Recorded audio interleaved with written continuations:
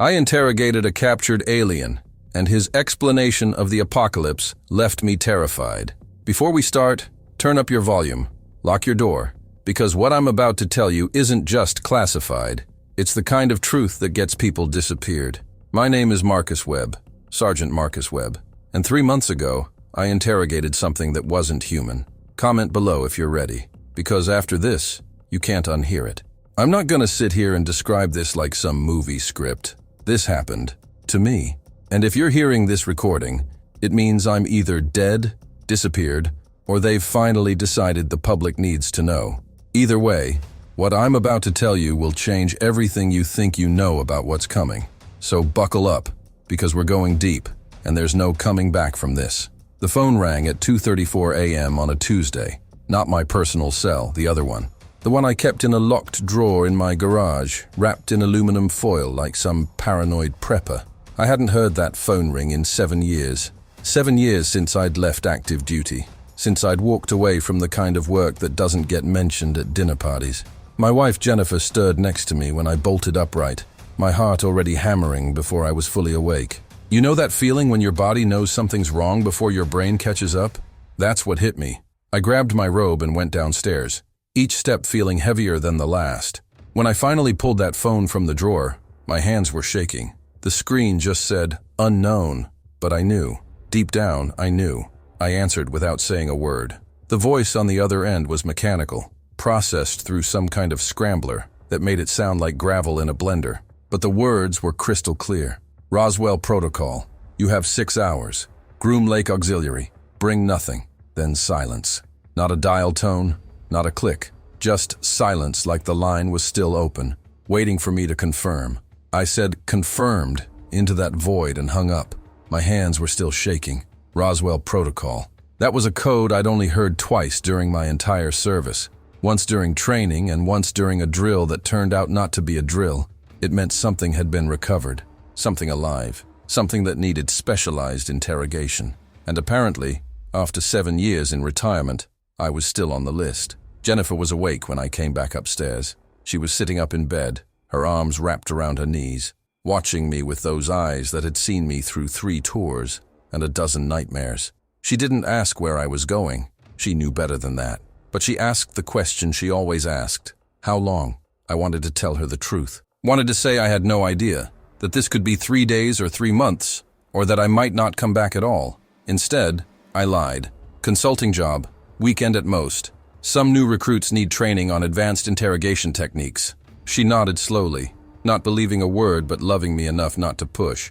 I kissed her forehead, held her a little too long, and went to pack. The only thing I brought was my military ID and the clothes on my back. Those were the instructions. Bring nothing. The drive to Groom Lake took 4.5 hours through the Nevada desert. I left at 3 a.m. and by the time the sun started coming up, I was already 2 hours into nothing but scrubland and highway. No music, no podcasts, just me and my thoughts and the endless black asphalt. I kept thinking about that voice on the phone. Roswell Protocol. What the hell had they found? Every few miles I'd pass a road sign that didn't quite look official, the kind with government facility warnings that nobody takes seriously until you're actually heading toward one. The first checkpoint came at hour 3. Just a simple barrier with 2 MPs who scanned my ID, made a call, and waved me through without a word. They looked nervous, actually nervous, which should have been my first red flag because MPs don't get nervous. The second checkpoint was different. Heavier security, concrete barriers that could stop a tank, and soldiers carrying rifles I didn't recognize. They didn't just scan my ID, they took biometrics, fingerprints, retinal scan, the works. One of them, couldn't have been older than 22, kept glancing back toward the facility in the distance like he expected something to come running out. I asked him what the deal was, tried to keep it casual, but he just shook his head and said, "You'll see, Sergeant. God help you. You'll see." That phrase stuck with me. God help you. What kind of thing makes a trained soldier invoke God at a military checkpoint? They waved me through, and I drove another 15 miles into increasingly restricted territory. The road got worse, more gravel than pavement, and the desert around me looked dead in a way that felt deliberate. The third and final checkpoint was where things got weird. This wasn't like the others. This was a full military installation condensed into a single point. Concrete walls, guard towers, automated turrets visible on the perimeter. But what caught my attention was the barrier itself. Standard military gray paint, industrial and boring like everything else the government touches. Except someone had painted over something. I could see the brush strokes where they'd tried to cover it up. Multiple coats of gray over something else. And in the spots where the paint had chipped or worn away, I could see what was underneath. Religious symbols. Not just one, dozens of them. A Christian cross, a Star of David, an Islamic crescent, a Hindu Om, Buddhist prayer symbols. All of them overlapping, painted in what looked like gold leaf before being hastily covered with military gray. Why would someone paint religious symbols on a military checkpoint?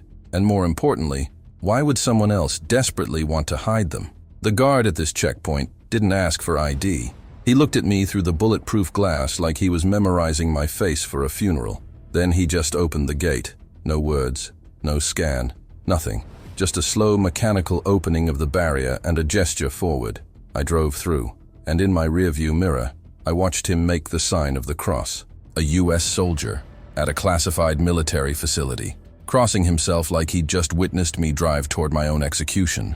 The road beyond the checkpoint descended, not steeply, but noticeably, like I was driving into the earth itself. The temperature gauge on my dash started dropping even though it was nearly 7 a.m. and the desert sun was coming up.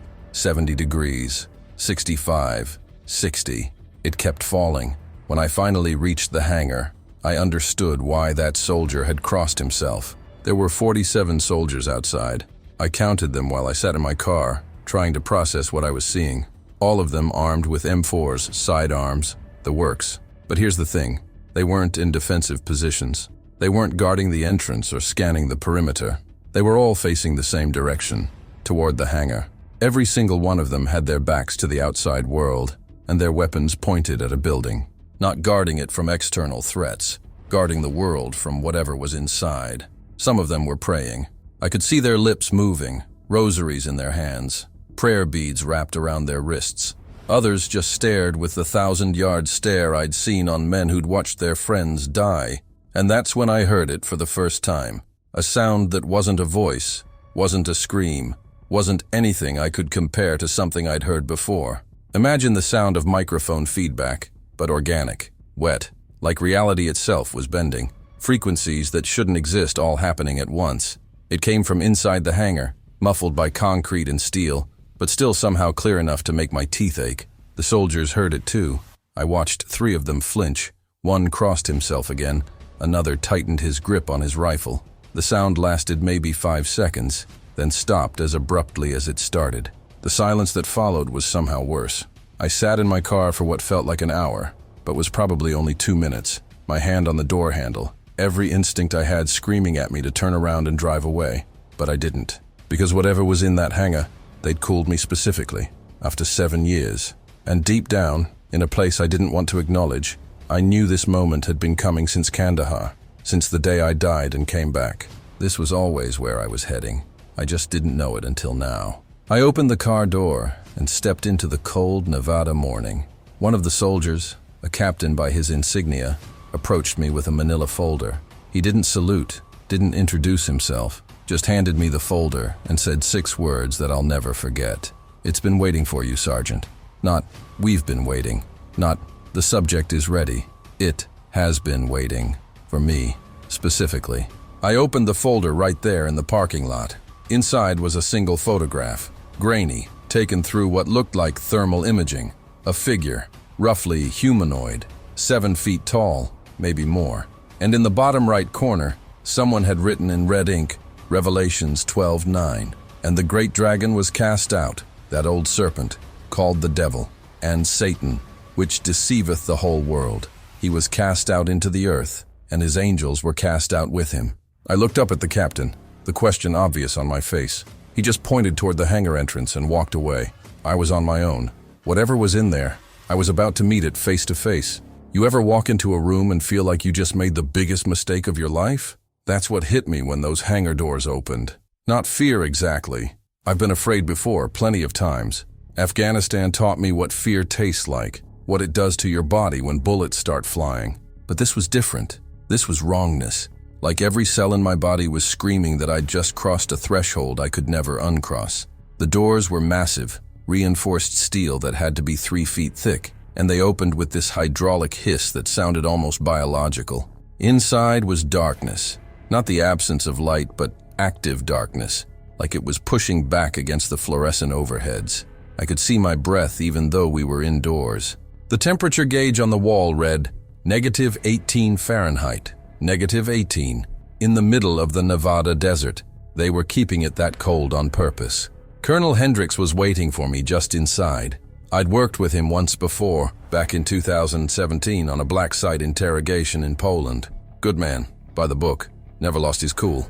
Except now he looked like he'd aged 20 years in the 3 months since this thing had been brought in. His eyes had that hollow look, the kind you see in trauma victims who've witnessed something their brain can't quite process. He didn't shake my hand, didn't do the usual military greeting, just handed me a tablet with a briefing document and said, "Read this before you go in. And Webb, I'm sorry we called you, I really am. But you were specifically requested. Requested? By what?" I didn't ask. I just started reading. The document was heavily redacted, whole paragraphs blacked out, but what I could read made my hands go numb. Recovered from crash site in New Mexico. Multiple casualties among recovery team. Cause of death, unknown. Subject contained after significant difficulty. Subject has not eaten, has not slept, has not communicated in 48 hours. Subject appears to be waiting. The containment chamber was at the center of the hangar, suspended by cables like they wanted to be able to drop the whole thing into a pit if necessary. It was a cube, maybe 30 feet on each side, made entirely of layered glass and what looked like reinforced polycarbonate, 8 inches thick according to the specs. Bulletproof, blast-resistant, theoretically strong enough to contain a small explosion. Around the cube, banks of monitors showed feeds from cameras positioned at every angle, sensors measuring everything from temperature to electromagnetic frequencies to radiation levels. A team of 6 technicians sat at these monitors, but none of them were looking at their screens. They were all staring at the cube itself, at what was inside. I forced myself to look, and there it was, the thing I'd been called here to interrogate. My first thought was that it looked almost human. Almost. But the longer I stared, the more the differences became impossible to ignore. It was tall, had to be close to 7 feet, maybe more. The proportions were wrong, though. Arms slightly too long, fingers with one too many joints. The body was thin, emaciated almost, but you could see the muscle definition beneath the skin. And the skin, Jesus Christ, the skin. It was gray, but not like concrete or stone. Translucent. I could see veins underneath, or what I assumed were veins, pulsing with something that wasn't quite blood. Too dark, too viscous. The head was the worst part. Roughly human-shaped, but elongated, like someone had taken a skull and stretched it backward. No hair, no ears that I could see. And the eyes, completely black. Not just the pupils, the entire eye, socket to socket, like someone had filled them with liquid obsidian. But there was depth to them. When they moved, you could see something behind that blackness, something looking out. Intelligence, awareness, and something else I couldn't name but recognized from my worst nightmares.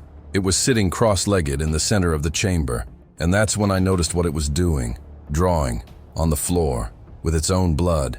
One of its fingers was torn open, deliberately from the look of it, and it was using that finger like a brush, creating symbols on the white floor of the containment cube. I recognized some of them, not because I was an expert in ancient languages or occult symbols, but because I'd seen them before, in churches, in mosques, in temples during my deployments overseas. Religious symbols, a cross but inverted, a pentagram, Hebrew letters I couldn't read but knew were sacred, Sanskrit characters, all of them interconnected in a pattern that hurt to look at, like an optical illusion that your brain refused to resolve. How long had it been drawing this? And more importantly, why hadn't anyone stopped it? Colonel Hendricks must have seen the question on my face because he leaned in close and whispered, "We tried. Sent in a team with chemical agents to sedate it, clean up the floor. The moment they opened the chamber door, all 3 of them collapsed. No wounds, no obvious cause. Just dropped. They're in medical right now. Catatonic. They're breathing. Hearts are beating. But nobody's home.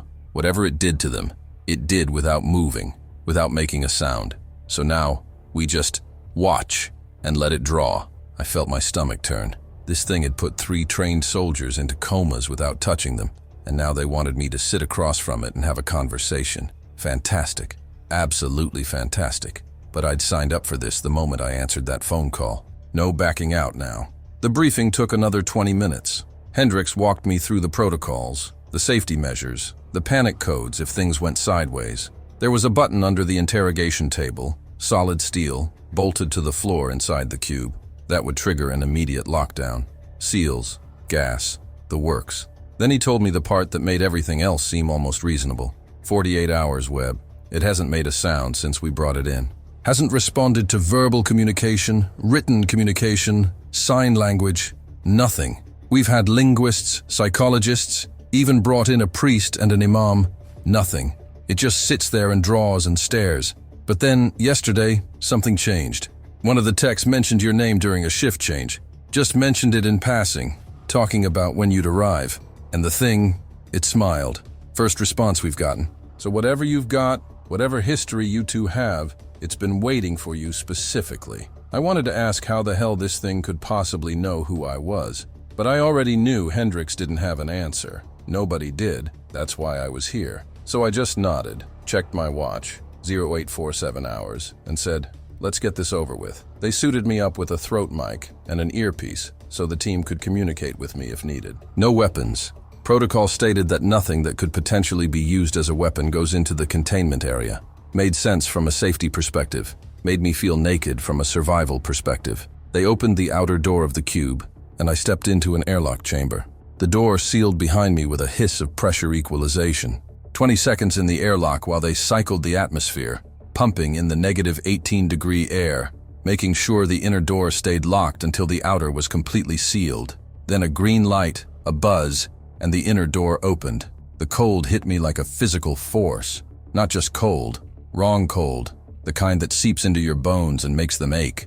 I stepped fully into the cube, and the door sealed behind me. I was locked in, with it. The table was between us, solid steel, but it suddenly felt like tissue paper. I sat down slowly, keeping my movements deliberate, non-threatening. Years of interrogation training kicking in automatically. Established dominance through calm, through control, through showing that you're not afraid even when you're terrified. The thing didn't move, just kept sitting there, cross-legged, finger hovering over its blood-drawn symbols. Up close, I could see details I'd missed from outside. The skin wasn't just translucent. It seemed to shift slightly, like oil on water, catching light that wasn't there. And the smell. Nobody had mentioned the smell. It wasn't decay or rot or anything organic. It smelled like ozone and copper and something else. Something that made the back of my throat burn. I sat there for a full minute in silence, just watching it, letting it watch me. Standard interrogation technique. Whoever speaks first loses. Make them uncomfortable with the silence. Make them feel the need to fill it. But this thing didn't seem uncomfortable. If anything, it seemed amused. And then it moved. Just its head, turning slowly to look directly at me. Those black eyes focused, and I felt something I hadn't felt since Kandahar. Since the moment the bullet tore through my neck and I died for 4 minutes. Recognition. Not like it knew my face or my name. Like it knew my soul. It tilted its head slightly, almost bird-like, studying me. And then it smiled. Not with its mouth. Its mouth didn't move at all. But something in those eyes changed. A terrible joy that radiated from them like heat from a fire. And when it finally spoke, using a voice that sounded like dry leaves scraping across concrete, it said exactly what I'd hoped it wouldn't. Hello, Marcus. I've been waiting for someone who's already died once. My blood turned to ice. Not because it knew my name, that could be explained. Maybe it had heard the text talking. Maybe it had access to information we didn't understand. But because it knew about Kandahar. Knew about those 4 minutes when my heart stopped and I saw something. Something I'd never told anyone. Not the military psychologists. Not my wife. Not even the priest I'd briefly talked to during recovery.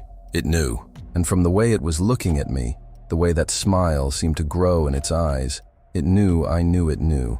We sat there in that frozen cube, and for the first time in 7 years, I understood why I'd really been called back. This wasn't about interrogation techniques or specialized training.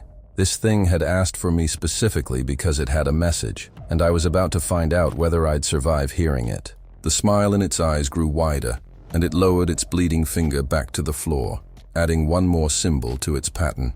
A symbol I recognized immediately from my Catholic childhood, an upside-down cross. And then it spoke again, this time in a voice that sounded exactly like my dead brother's. Ready to talk about what happens after death, Marcus? Because I've got so much to tell you about what's coming. How did it know about Kandahar? That's what you're wondering. I'll tell you. But first, you need to understand what happened to me in 2019. Because without that context, nothing else makes sense.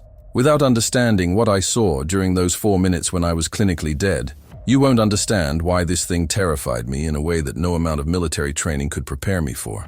Kandahar wasn't supposed to be a combat mission. We were extracting a high-value target, an informant who'd given us intel on a Taliban weapons cache. Simple in-and-out operation, the kind I'd done a dozen times before. But intelligence is only as good as the people providing it, and our informant had been compromised. We walked straight into an ambush in a compound on the outskirts of the city. I remember the first shots, the way the dust kicked up from the walls as rounds tore through them. I remember grabbing my rifle and returning fire, falling back to a defensive position with my team. And then I remember the burning sensation in my neck, like someone had pressed a hot poker against my skin. No pain at first, just heat and pressure and the feeling of something vitally wrong. The bullet had torn through my carotid artery. I didn't know that at the time. All I knew was that I was on the ground, and my hands were wet. And when I looked at them, they were covered in more blood than I'd ever seen come out of a human body. My teammate Rodriguez was screaming into his radio for a medevac, and Corporal Jenkins was trying to apply pressure to my neck, but I could see it in his eyes. That look, the one that says you're watching someone die and there's nothing you can do about it. I tried to speak, tried to tell them I was okay, but nothing came out except a wet, gurgling sound. The world started going gray at the edges, like someone was slowly turning down the saturation on reality. I could still hear the gunfire, still feel Jenkins's hands on my neck, but it all seemed distant, muffled, like I was underwater. And then the pain stopped, just completely stopped. Not because of shock or adrenaline, but because I wasn't in my body anymore. I know how this sounds. Trust me, I know. For years I told myself it was just brain chemistry, neurons firing randomly as oxygen left my brain, hallucinations brought on by trauma and blood loss. But I can't lie to myself anymore. Not after what I saw in that containment cube. Not after that thing looked at me with those black eyes and knew. I was above my body, looking down at Jenkins still trying to save me, at Rodriguez screaming coordinates into the radio, at the firefight still raging around us. But I wasn't scared. That's the part that still doesn't make sense to me. I should have been terrified, should have been fighting to get back, but instead I felt peace. Absolute, complete peace. Like every worry, every fear, every burden I'd been carrying just evaporated. And then I saw the light. Yeah, I know, that's the cliche everyone talks about. The tunnel and the light and all that near-death experience stuff you see on bad TV shows. But it wasn't like that. It wasn't a tunnel. It was just light, everywhere at once. And it wasn't harsh or blinding. It was warm, welcoming. And I wanted to go toward it more than I'd ever wanted anything in my life. But then I heard the voice. Not with my ears. I didn't have ears anymore, or at least I wasn't using them. It came from everywhere and nowhere, a voice that felt ancient and powerful and impossibly kind. It said just 5 words. Not yet, Marcus. They need you. And I felt myself being pulled backward, sucked back into my body like water going down a drain. The peace vanished, replaced by agony so intense I would have screamed if I'd had the breath for it. I was back in my body, back in the pain, back in the blood and the dust and the sound of Jenkins yelling, "He's back! Jesus Christ, he's back!" The medevac got there 8 minutes later. I'd been without a pulse for 4 minutes and 17 seconds. Should have been brain dead. Should have had permanent damage at minimum. But I was fine. Physically, at least. Mentally, I was changed. Because during those 4 minutes, I'd seen something, known something, and then spent the next 7 years trying to convince myself it was just a hallucination. The thing in the containment cube knew all of this. Every detail. Things I'd never written in any report. Never told any therapist. Never even fully articulated to myself in the dark hours of the night when the memories came flooding back. It knew about the light. It knew about the voice. And when it spoke to me in my brother's voice, my brother who died in a car accident when I was 12, it asked me a question that made my blood run cold. Did you really think that was God, Marcus? Did you really think you were special? That you were chosen?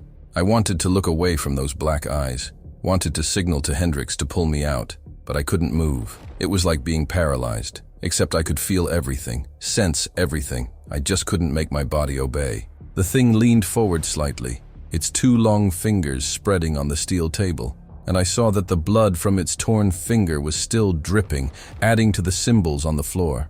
"We were there, Marcus," it continued, and its voice shifted, no longer sounding like my brother but like something else, something that made the air in the cube feel heavier. "We're always there where death happens, when the veil gets thin, when souls are in transition. That's when we can see most clearly, when we can reach across.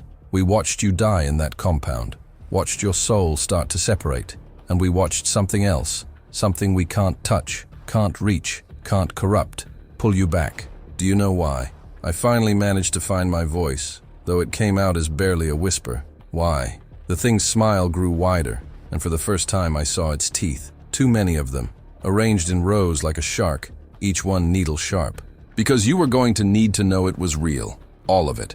The light, the voice, the peace, the divine, all real. Because when the time comes, when we make our offer to humanity, someone needs to be able to tell them what they're rejecting. Someone who's seen both sides. Someone who died and came back. That's you, Marcus. You're not a survivor. You're a witness. The temperature in the cube seemed to drop even further. I could see frost forming on the steel table between us. Could feel my lungs burning with each breath of the frigid air. Through my earpiece, I could hear Hendrix's voice, distant and distorted. "Webb, your vitals are spiking. Do you need extraction? Webb, respond." But I couldn't respond, because the thing was showing me something. Not physically. Nothing in the cube changed, but in my mind, like it was projecting images directly into my brain. I saw Kandahar again, but from a different angle, from above. I saw my body on the ground, saw the light I'd described, saw my soul, or consciousness, or whatever you want to call it, starting to rise toward it. But I also saw them, shadows, dozens of them, circling the compound like vultures, reaching toward me with something that looked like hunger. They couldn't get close to the light, couldn't touch me while I was moving toward it, but they were trying, desperately trying. And when the voice spoke, "Not yet, Marcus. They need you." And I was pulled back. I saw the shadows recoil, as if burned. "You see?"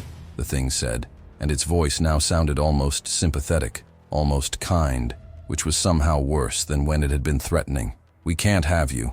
Not you. Not anyone who's truly marked by the other side. But we can use you. We can tell you the truth, knowing that when you share it, most people won't believe you. They'll call you crazy, traumatized, delusional. They'll say your near-death experience was just brain chemistry, that I'm just an alien from another planet, that everything can be explained by science they don't understand yet. And by the time they realize the truth, by the time they understand what's really happening, it will be too late. They'll have already made their choice. Free will, Marcus. It's the rule we all have to follow. Even us. Even him." It pointed upward with one elongated finger, and I understood what it meant. God. It was talking about God, about rules that apparently even demonic entities had to follow, about free will being sacred, inviolable, even in the face of deception and manipulation. "So here's what's going to happen," it continued, leaning back and returning to its cross-legged position. "You're going to interrogate me, ask your questions, and I'm going to tell you the truth, all of it, about what we are, about what's coming, about the choice humanity is going to have to make. And then you're going to leave this facility, and you're going to tell people. Some will listen, most won't. And that's exactly how it's supposed to be." I finally managed to break whatever hold it had on me, managed to lean back in my chair and take a shuddering breath. Through my earpiece, Hendricks was still calling my name, his voice urgent now. I raised my hand slightly, signaling I was okay, that I didn't need extraction yet. Even though every instinct was screaming at me to run, to get out of that cube and never look back. But it was right. This was why I was here. Why I'd survived Kandahar. Why I'd been called back after 7 years. I was supposed to hear this, supposed to know, whether I wanted to or not. I looked at the thing, the entity, the demon, whatever it was, and asked the first question that came to mind, the one that had been burning in me since Hendricks had shown me that Bible verse on the photograph. "What are you?" The smile in its eyes grew even wider, and when it answered, Its voice was filled with something that sounded horribly like joy. "I'm so glad you asked, Marcus. Let me tell you about what your people call the fallen angels. Let me tell you about the war in heaven. And let me tell you why we're about to win the war for Earth." Pause this video right now if you're not ready, because what she told me in session 4, it breaks everything. Every alien movie you've watched, every conspiracy theory, all wrong. And somehow, that makes it worse. See, we want aliens to be from another planet, right? We want them to be biological entities that evolved on some distant world, that traveled here through space using technology we don't understand yet. Because that would mean they're knowable, explainable, subject to the same physical laws we are, just more advanced. That would be comforting. That would fit in our nice, neat, materialistic worldview, where everything can eventually be understood through science and reason. What this thing told me, it shattered that comfort into a million pieces, and I'm about to do the same to you. I'd been interrogating it for 3 days at this point. 3 days of circling around the big question, establishing baseline, trying to understand how it communicated, what it wanted, standard interrogation protocol. But on day 4, session 4 specifically, I decided to just go direct, no more dancing around it. I sat down across from. By this point, I'd started thinking of it as she, because of the voice it had started. This feminine tone was almost melodic, almost beautiful, if you could ignore the wrongness underneath. The symbols on the floor had grown, spreading out from where she sat like some kind of occult mandala. The technicians had given up trying to make her stop. They just started photographing the patterns, sending them to cryptographers and religious scholars trying to decode what it meant. She was waiting for me, like always, sitting perfectly still in that cross-legged position. I pulled out my notepad. Yes, a physical notepad. Because electronics did weird things in that cube. Screens would flicker and go dark. Recordings would come back garbled. And I asked her straight up, "What planet are you from?" The question seemed to amuse her. She tilted her head, and I swear I saw something like laughter in those black eyes. "Planet," she repeated, like the word was quaint. "You still think this is Star Trek? You still think we traveled through space in some ship made of metal and technology? Oh, Marcus, the assumptions you make are so limiting." "Then what are you?" I pressed. "Where do you come from?" She leaned forward, and the temperature in the cube dropped even further. I could see my breath now, thick clouds of vapor with each exhale. "We don't travel through space, Marcus. We travel through dimensions. We've always been here, right here, on this Earth, in this reality, just adjacent, separated by a membrane so thin you could tear it with the right knowledge, the right resonance, the right invitation." She spread her hands as if to encompass everything around us. "Your scientists are starting to understand this. They talk about quantum mechanics, about multiple dimensions, about dark matter and dark energy that makes up most of the universe but can't be detected. They're so close to understanding that what they can't see isn't absence, it's presence, us. We exist in the spaces between your perception, and we've been here since the beginning, since before your species even existed." I felt my stomach turn. This wasn't the answer I wanted. This wasn't something that could be studied or understood or defended against with conventional means. "So you're saying you're interdimensional beings," I said, trying to keep my voice steady, trying to maintain the professional interrogator demeanor, even as my worldview crumbled. "That's just a different kind of alien, right? Different origin point, but same basic concept." She laughed then, actually laughed, and the sound was horrible, like wind chimes made of bone, like music played backward, like something beautiful corrupted into wrongness. "Is that what makes you feel better? Calling us aliens? Extraterrestrials? Unknown biological entities? Sure, Marcus. Use whatever label helps you sleep at night. But your ancestors knew what we were.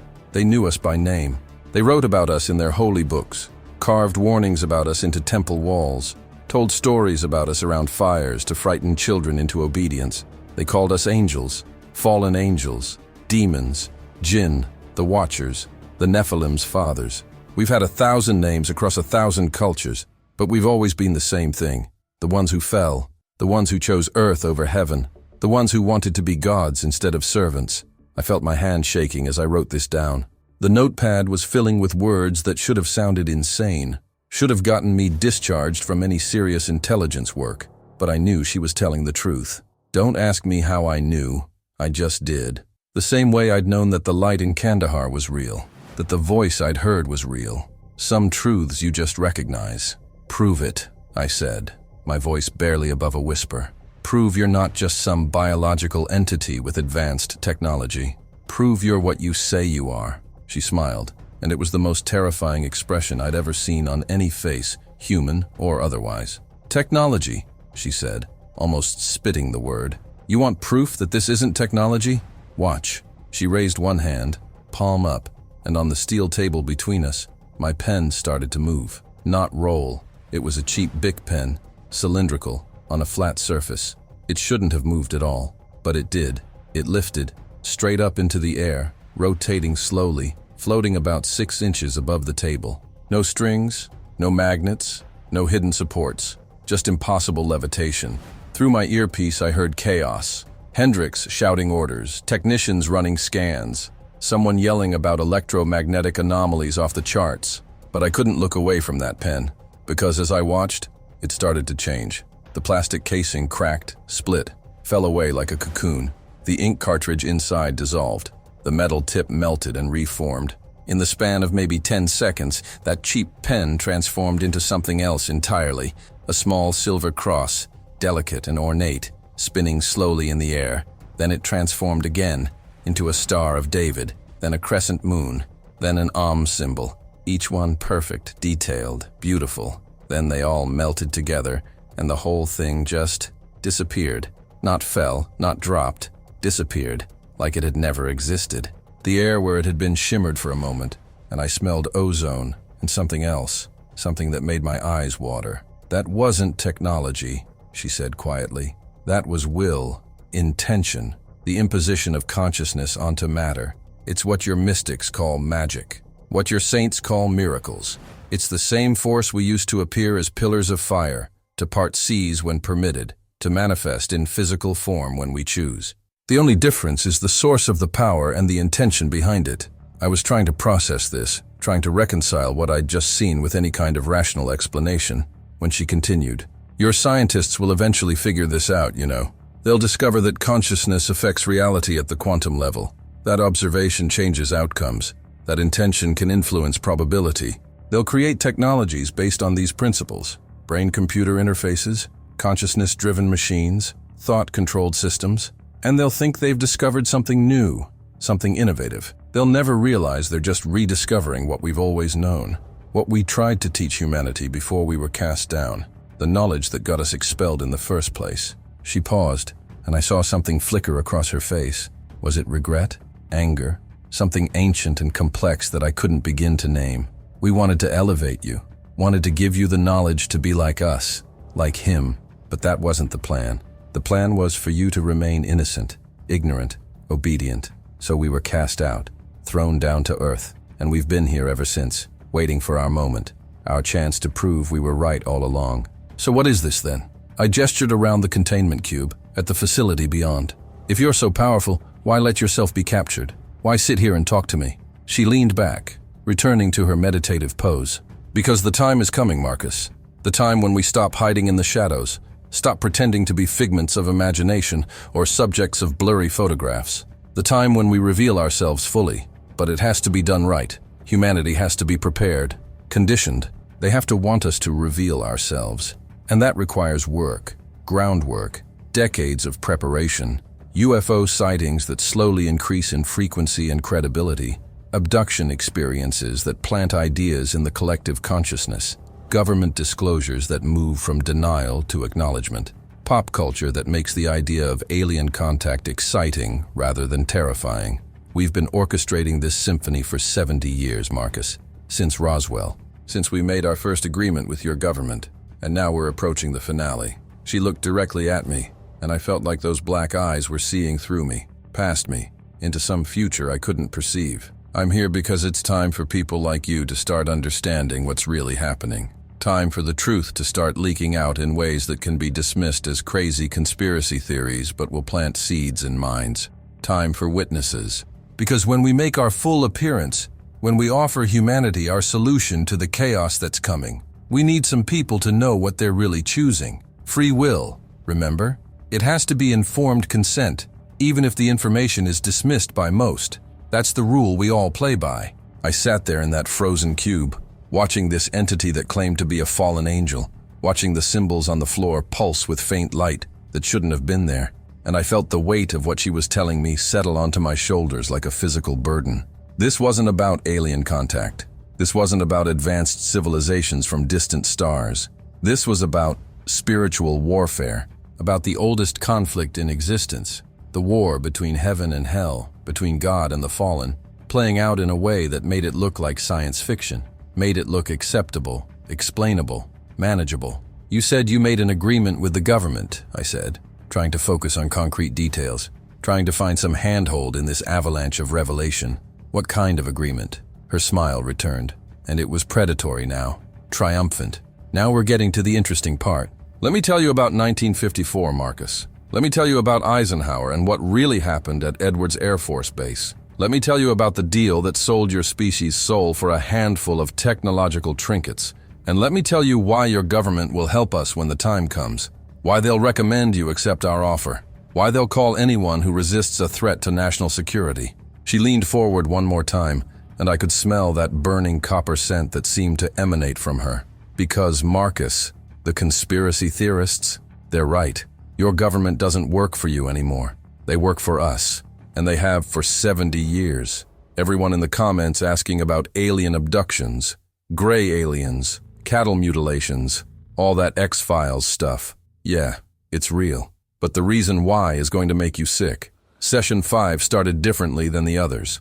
I walked into that containment cube and found her standing for the first time. Not sitting in her meditative pose, but standing at the glass wall, those elongated fingers pressed against it, staring out at the technicians who were trying very hard not to look back at her. When I sat down at the table, she turned to face me with an expression that almost looked excited, like a teacher about to reveal the punchline of a very long, very cruel joke. Today, she said, I'm going to tell you about our greatest achievement, the thing we're most proud of. The multi-generational psychological operation that has conditioned your entire species to beg for their own damnation and call it salvation. I opened my notepad, my hands already shaking, because I knew whatever came next was going to be worse than anything she'd told me so far. And I was right. Let's start with abductions, she said, beginning to pace back and forth in that unnatural way she moved, like she was gliding rather than walking. Your people have been reporting them since the 1960s, really ramping up in the 70s and 80s. Gray beings with large black eyes entering bedrooms, paralyzing victims, taking them aboard craft, performing experiments, medical procedures, reproductive harvesting, implanting devices. The stories are remarkably consistent across thousands of cases, across multiple countries, across people who've never met each other. Your skeptics say it's mass hysteria, sleep paralysis, false memories. Your believers say it's extraterrestrial scientists studying humanity. Both are wrong. It's conditioning. She stopped pacing and looked directly at me. We've been appearing to humans for thousands of years, Marcus, but we appear as whatever makes sense for the era. In biblical times, we appeared as angels, beings of light, beings with wings, beings that fit the cosmological understanding of that age. In medieval times, we appeared as fairies, demons, creatures of folklore, always adapting to the collective understanding of the supernatural. And in the 20th century, when your species became obsessed with space travel and technology, we adapted again. We became aliens. I felt my throat go dry. You're saying abductions are real, but they're not extraterrestrial experiments. They're, what, demonic harassment? She laughed that horrible wind chime laugh again. Harassment. Such a small word for what we're doing. No, Marcus. Every abduction experience serves multiple purposes. First, it traumatizes the individual, makes them vulnerable, opens them to our influence. The implants people report finding in their bodies, those aren't tracking devices or communication tools.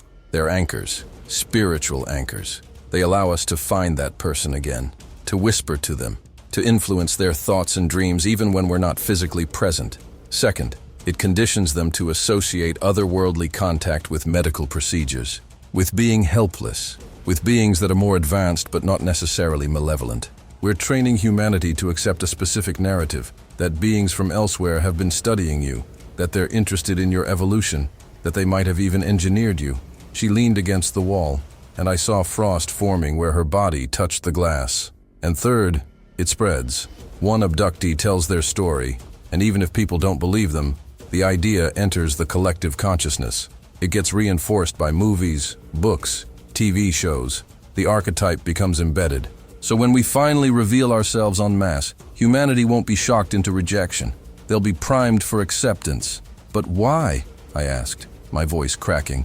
If you're so powerful, if you can manipulate matter with your will, why bother with this elaborate deception? Why not just appear and take over? She tilted her head, studying me like I was a particularly slow student. Because of the rule, Marcus. The one rule we absolutely cannot break no matter how much we want to. Free will. The Almighty made it inviolable. We can tempt, we can deceive, we can manipulate, but we cannot force. Humanity has to choose us, has to invite us in, has to accept our mark, our system, our solution voluntarily. Oh, we can make the alternative seem impossible, can make our offer the only logical choice, can engineer circumstances that make rejection look like suicide, but the final decision has to be theirs. That's why we've spent 70 years conditioning your species. That's why every piece of alien media, every government disclosure, every reported sighting is part of the preparation. We're making you want what we're going to offer. Through my earpiece, I heard Hendrix's voice, tight with tension. Webb, we're recording all of this. Keep her talking. Let me tell you about the implants specifically, she continued, seemingly unaware or unconcerned about being recorded. You've heard the stories. People who claim to have objects in their bodies. Small metallic or crystalline devices that show up on X-rays but disappear when surgeons try to remove them. Some disappear completely. Some crumble to dust. Some simply cannot be found despite clear imaging. Your scientists who've examined the few recovered specimens find materials that shouldn't exist. Isotopic ratios that don't match Earth. Metallic compositions with properties that defy current understanding. They think it's evidence of advanced extraterrestrial technology. They're half right. It is advanced, but it's not technology in the way you understand it. She held up her hand, and I watched in horror as the skin on her palm split open, not bleeding, just opening like a seam, and something small and crystalline emerged, hovering above her hand. It looked like a shard of obsidian, but it was glowing faintly with an internal light that shifted through colors I don't have names for. This is what we implant. It's not a machine, it's a fragment of our essence, crystallized into physical form. Once it's placed inside a human body, it creates a connection, a thread. We can find that person anywhere. We can whisper to them in their dreams. We can amplify their fears, their doubts, their base desires. We can make them more susceptible to the narrative we're building. The crystalline fragment dissolved back into her palm, the skin sealing shut like it had never been opened. But here's the beautiful part, the part that should really terrify you. These implants don't just affect the individual, they affect their children, their genetics. We're not conducting reproductive experiments because we want to create hybrids for invasion purposes. We're modifying human DNA to make future generations more susceptible to our influence, less connected to the divine spark that protects humanity, more aligned with material reality, with technology, with the frequency we operate on. Every generation becomes slightly easier to influence, slightly more willing to accept a purely material worldview where consciousness is just brain chemistry and spirituality is just evolutionary psychology. By the time we make our offer, we'll have millions, maybe billions, of humans who are already predisposed to accept it because we've been engineering that acceptance into your genetic code for 3 generations. I felt sick, actually physically sick. My hand was shaking so badly I could barely write. Through the earpiece, I heard someone, I think it was one of the technicians, whisper, "Jesus Christ." And she heard it too, even through the thick glass and the monitoring equipment, because she smiled. "Yes," she said. "Him. Always back to him. That's the problem, isn't it? No matter what we do, no matter how clever our plans, there's always that factor we cannot account for. The ones who have genuine connection to the divine. The ones who pray not out of habit, but out of actual relationship. The ones who carry his mark. Not a physical mark like ours, but a spiritual one we cannot touch. Those people, Marcus, we can't implant them. We can't condition them. We've tried. God knows we've tried.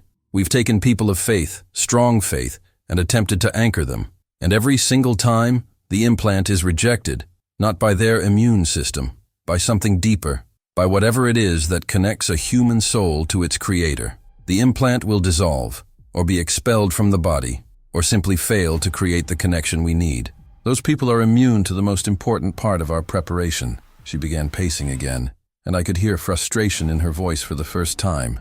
Do you know how infuriating that is? To have all this power, all this knowledge, all this ability to manipulate physical reality, and be thwarted by something as simple as faith, by belief, by people who still pray to a God they can't see, can't measure, can't prove exists outside their own subjective experience. But that's also why we're winning, she continued, her voice shifting back to that triumphant tone. Because genuine faith is rare now. Your species has spent the last century being taught that only the material is real, that science and religion are opposed, that sophisticated, educated people don't really believe in God. They might maintain cultural religious practices, might identify with a faith tradition, but deep down, they think it's metaphor, symbolism, psychological comfort. And those people, they're wide open to us. The implants take, the conditioning works. They'll be first in line to accept our solution when the chaos starts because they've already accepted that there's no real divine intervention coming. That if salvation exists, it will be technological, scientific, extraterrestrial. They'll choose us over him because they don't really believe he exists in the first place. And that's what 70 years of abductions, sightings, and slow disclosure has accomplished. We haven't just been preparing humanity to believe in aliens. We've been preparing them to not believe in God. She stopped pacing and stood directly across from me, those black eyes boring into mine. And the beautiful irony? The people of faith who resist our conditioning, who cannot be implanted, who maintain that connection to the divine. By the time we make our move, there'll be such a minority that the majority will see them as the problem, as obstacles to human progress, as dangerous religious extremists who are preventing humanity from accessing salvation. Your own people will turn on them, will demand they comply, will call for their isolation or elimination in the name of the greater good. I couldn't speak, couldn't write, could barely breathe, because everything she was describing, I could see it, could see how it would work, could see the decades of preparation coming together in a moment of crisis where humanity would make the worst choice imaginable and think it was the only rational option. Through my earpiece, Hendrix's voice was shaking. "Webb, we need to take a break. Your vitals are—" But she cut him off, somehow hearing through all the shielding and technology. "No breaks, Colonel. He needs to hear this. He needs to understand the full scope. Because Marcus isn't just here to interrogate me. He's here to be a witness, to be a warning, and warnings don't work when they're incomplete." She leaned forward, placing both palms on the steel table, and I saw that her hands were leaving scorch marks on the metal. "Next session, Marcus, I'm going to tell you about the timeline, about when this all comes to a head, about the specific events that are going to trigger our full revelation. And I'm going to tell you about the mark, the one that everyone who accepts our salvation will have to take, the one that your own Bible warns about, even though most people who read that passage think it's ancient metaphor. It's not a metaphor, Marcus. It's a manual, and we wrote it, dictated it through prophets who thought they were receiving divine revelation, but were actually channeling our plans. Because the best way to hide the truth is to put it in plain sight and make people think it's too fantastical to be real." She straightened up, and the temperature in the cube seemed to stabilize slightly. "Go rest. Process what I've told you. Look at the world around you with new eyes. Notice how many people already have implants in their bodies. Pacemakers, insulin pumps, cochlear implants, contraceptive devices, and how normal that's become. Notice how everyone carries a tracking device in their pocket voluntarily, how they accept surveillance for convenience, how they're being conditioned to trade privacy and autonomy for security and ease. And then come back tomorrow, and I'll show you where it's all leading. I'll show you the endgame. And Marcus, I promise you won't sleep well ever again. If you grew up Christian, Muslim, Jewish, any faith that talks about end times, everything you were taught, it's about to get confirmed by something that should be denying it. I didn't sleep that night. Couldn't. I sat in my temporary quarters on base, staring at the ceiling, replaying everything she'd said about abductions and implants and conditioning, about how they'd been preparing humanity for 70 years to accept a solution that would damn us. Around 3 a.m., I gave up on sleep entirely and did something I hadn't done in years. I opened the drawer of the nightstand and pulled out the Gideon Bible that's in every military quarters. I don't know what I was looking for exactly. Comfort, maybe? Contradiction? Some kind of proof that what she was telling me was elaborate lies designed to break my mind.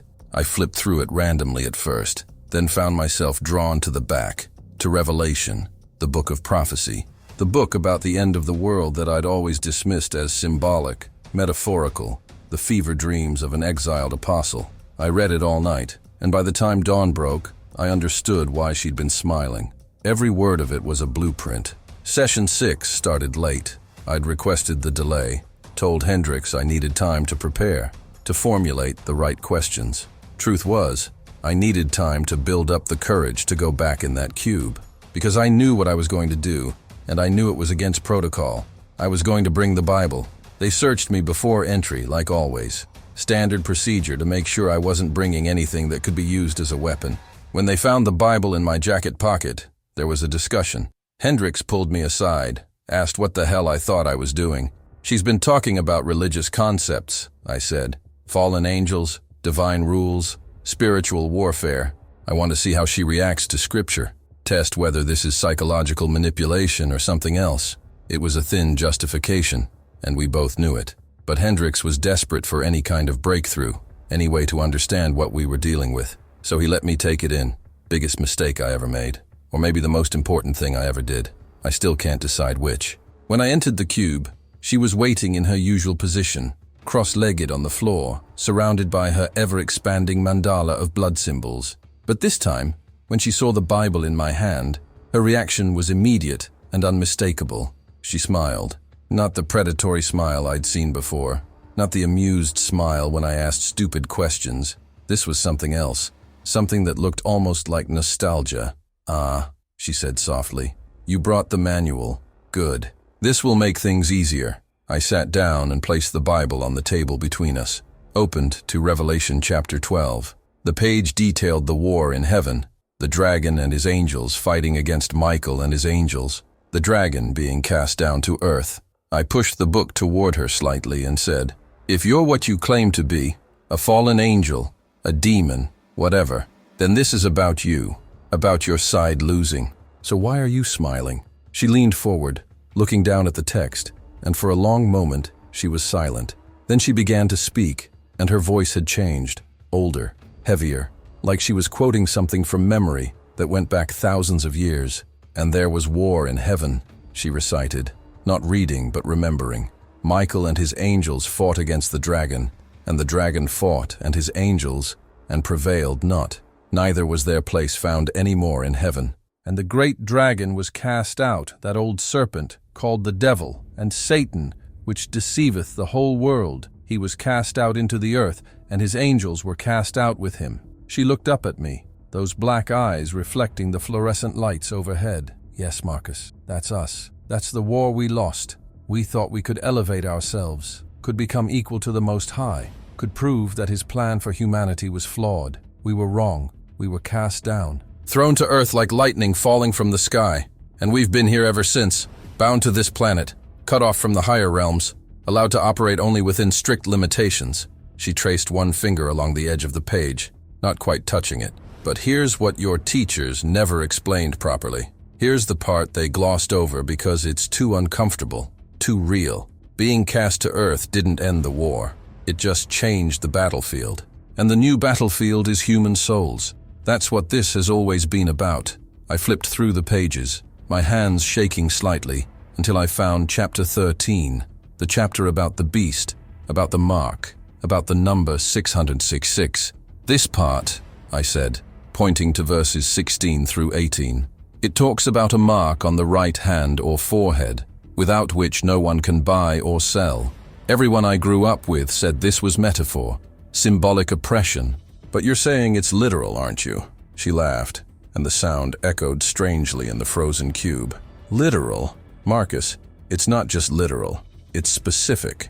It's a technical manual for what we're going to implement. Let me read it back to you, since you brought it." She began reciting without looking at the page, her voice taking on an almost sing-song quality.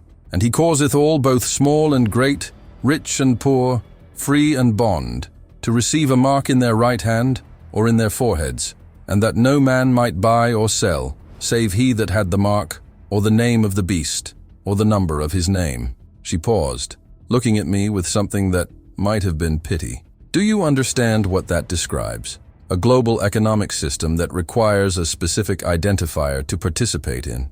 No mark, no access to commerce. No way to feed your family, house yourself, access medical care, function in society. Complete economic exclusion for anyone who refuses. But that was written 2,000 years ago, I protested, hearing the desperation in my own voice. How could anyone back then conceive of a global economic system, of technology that could implement something like that? She tilted her head, studying me. Who said they conceived of it, Marcus? John the Revelator didn't imagine these visions. He saw them. We showed him. Just like I showed you the vision of the burning cities and the ships in the sky. We've always known what we were planning to do. The technological capability didn't exist 2,000 years ago, so we had to wait. Had to be patient. Had to spend millennia slowly advancing human technology to the point where this kind of system becomes not just possible, but inevitable. And now you're there. You have the internet, digital currencies, biometric identification, microchip implants, quantum dot tattoos, neural interfaces, everything needed to implement a global identification and commerce system. The only question is what crisis will make humanity accept it as necessary. Through my earpiece, I heard multiple voices talking over each other. Someone was saying something about prophetic fulfillment, someone else about psychological manipulation.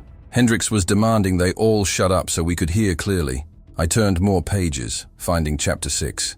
The seals, war, famine, pestilence, death, the 4 horsemen. These events, I said, pointing to the descriptions. Are you telling me these are planned too? That you're going to engineer these catastrophes? Her expression grew more serious, the smile fading. Engineer? No, we don't need to engineer them, Marcus. Humanity is perfectly capable of creating its own catastrophes. We just need to encourage certain tendencies, amplify existing conflicts, whisper suggestions to world leaders who are already predisposed toward violence and power. Your species is already on the brink of multiple simultaneous crises: environmental collapse, economic instability, political polarization, resource depletion, pandemic potential. We don't create these problems. We just ensure they all hit at once. Make sure the dominoes fall in the right order.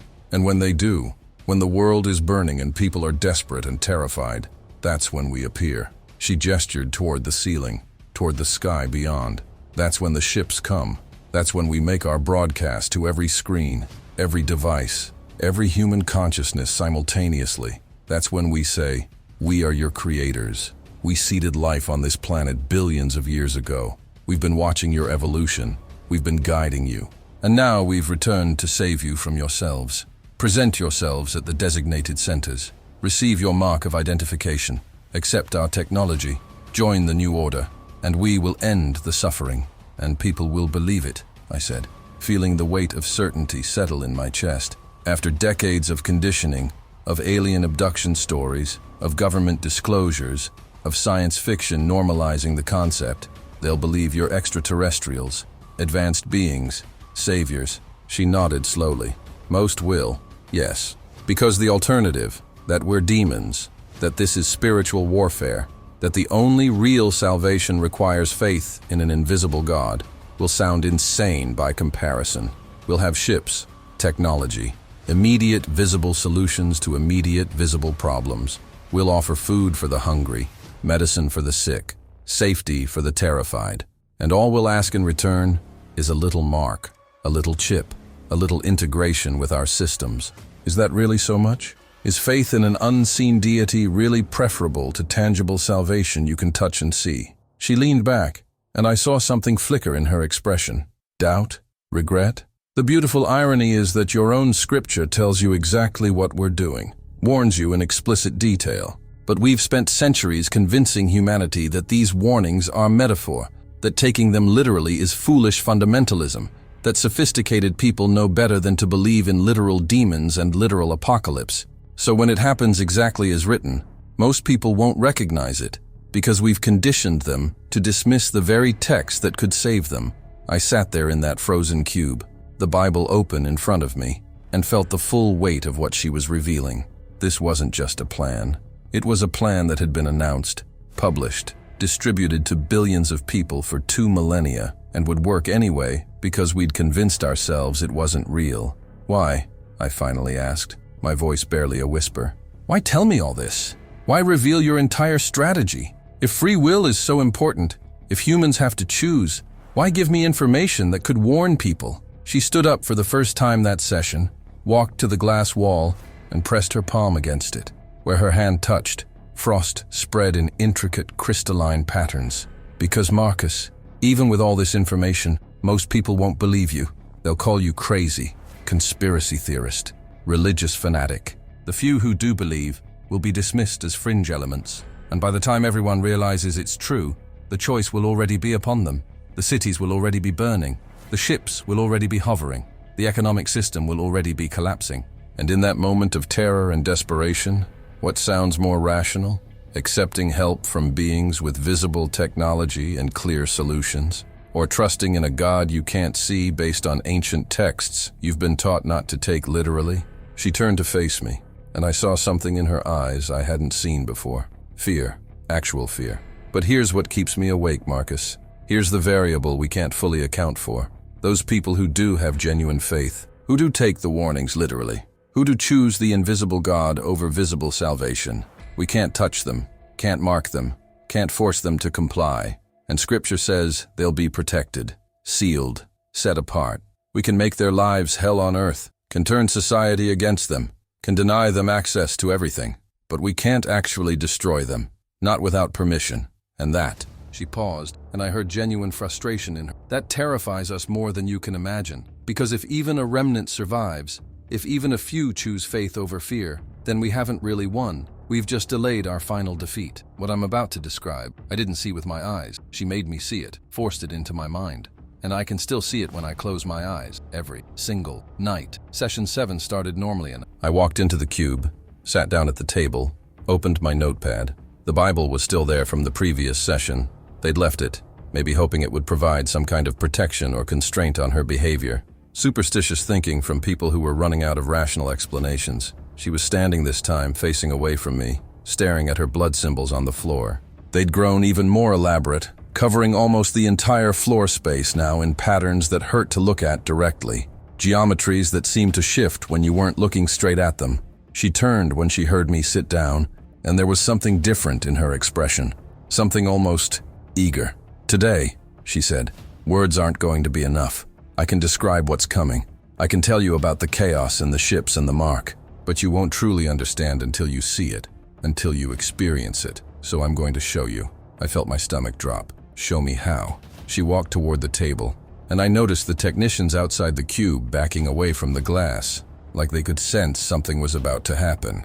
"I'm going to open your mind, Marcus, just for a moment. Just long enough to let you see what I see when I look at humanity's near future. It won't hurt. Well, it might hurt, but you'll survive it. Probably. I should have signaled for extraction right then. Should have hit the panic button under the table. Should have done anything except sit there like an idiot and say, 'I don't consent to that.'" She laughed, but there was no humor in it. Consent. That word again. Always coming back to consent and free will. Fine. Let me phrase it differently. I'm going to show you a possible future, one that becomes more probable with each passing day. You can close your eyes. You can try to block it out. You can scream for your colonel to pull you out. But once I start, you're going to see it whether you want to or not. Because some truths are too important to be refused. Consider it a gift, a warning, a prophecy, whatever helps you rationalize it. She raised one hand, palm toward me, and I felt something shift in the air. A pressure, like the atmospheric change before a thunderstorm, but inside my skull. The cube didn't change. I was still sitting at the table. I could still see her standing across from me. Could still hear Hendrix's voice in my earpiece saying, "Webb, we're seeing some kind of energy spike. What's happening in there?" But simultaneously, I was somewhere else, seeing something else. It's hard to explain, like having two sets of vision overlaid on each other, two realities occupying the same space. And the other reality, the vision she was forcing into my mind, was so vivid, so detailed, so overwhelming that it quickly became more real than the cube around me. I tried to fight it, tried to close my eyes and shut it out, but it didn't matter. This wasn't visual perception. It was direct injection of experience into my consciousness. She was right. There was no refusing it. The vision started with a date that appeared in my mind like burned letters, March 15th, 2027. I don't know if that's accurate, if that's really when it happens, or if it was just symbolic. But that's what I saw. And what came after that date, God help us all. The sky was wrong. That was the first thing I noticed. It wasn't blue or gray or any normal color. It was red, dark red like rust or dried blood, with black clouds that moved too fast and in directions that didn't match the wind. I was seeing multiple locations simultaneously, cities across the world, all experiencing the same thing. New York, London, Tokyo, Mumbai, São Paulo, everywhere. The streets were chaos, not the organized kind of chaos you see in evacuations, but the primal kind. The kind where society has completely broken down and it's every person for themselves. Buildings were burning, not from bombs or warfare, but from neglect, from systems failing, from infrastructure collapse. I could hear screaming, so much screaming, but it wasn't the sound of people being hurt. It was the sound of terror, pure, existential terror. And then I saw why. The ships appeared all at once, not gradually, not a few at a time, but simultaneously across the entire planet. They were massive, miles long, maybe bigger, impossible to judge scale when they filled the entire sky. They didn't look like the stereotypical UFOs from movies. They looked organic and technological at the same time, like someone had grown them rather than built them. Surfaces that seemed to be made of metal, but moved like skin. Lights that pulsed with rhythms that felt biological. The broadcast came next. Every screen, every phone, every device with a display, even ones that were turned off, suddenly activated and showed the same image, a face, humanoid but beautiful in a way that was almost painful to look at. Features too perfect, too symmetrical, proportions that hit every psychological trigger for trustworthiness and authority. The voice that came from those screens was calm, measured, almost paternal. I can still hear it. People of Earth, do not be afraid. We are your creators. We seeded life on your world 4 billion years ago. We have watched your evolution from single cells to spacefaring civilization. We have guided you through your darkest moments. We have inspired your greatest achievements. And now, in your hour of greatest need, we have returned. Your world is dying. Your systems are collapsing. Your conflicts threaten to extinguish all life on this planet. We are here to save you, to elevate you, to bring you into the galactic community. Present yourselves at the designated evacuation centers. We will provide food, shelter, medical care. We will restore order. We will heal your world. All we ask is that you accept identification.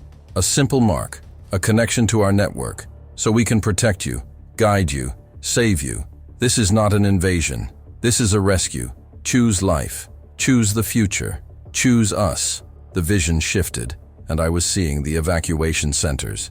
They'd appeared overnight. Massive structures that hadn't been there before, erected in major cities across the world with technology that made our best construction look like stone tools.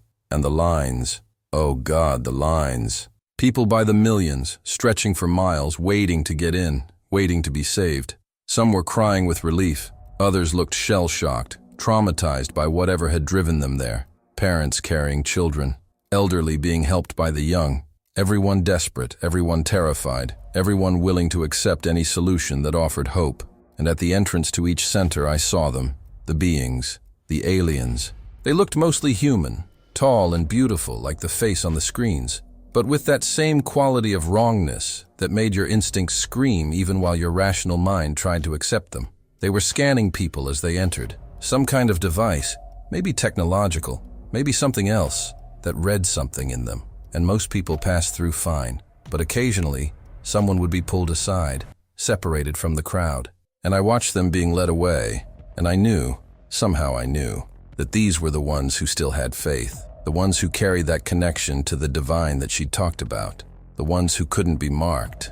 The vision shifted again, and I was inside one of the centers. Sterile white walls, clean, almost hospital-like, people being processed efficiently, quickly. They'd roll up their sleeve or tilt their head, and one of the beings would press a device against their skin, right hand or forehead, just like Revelation said.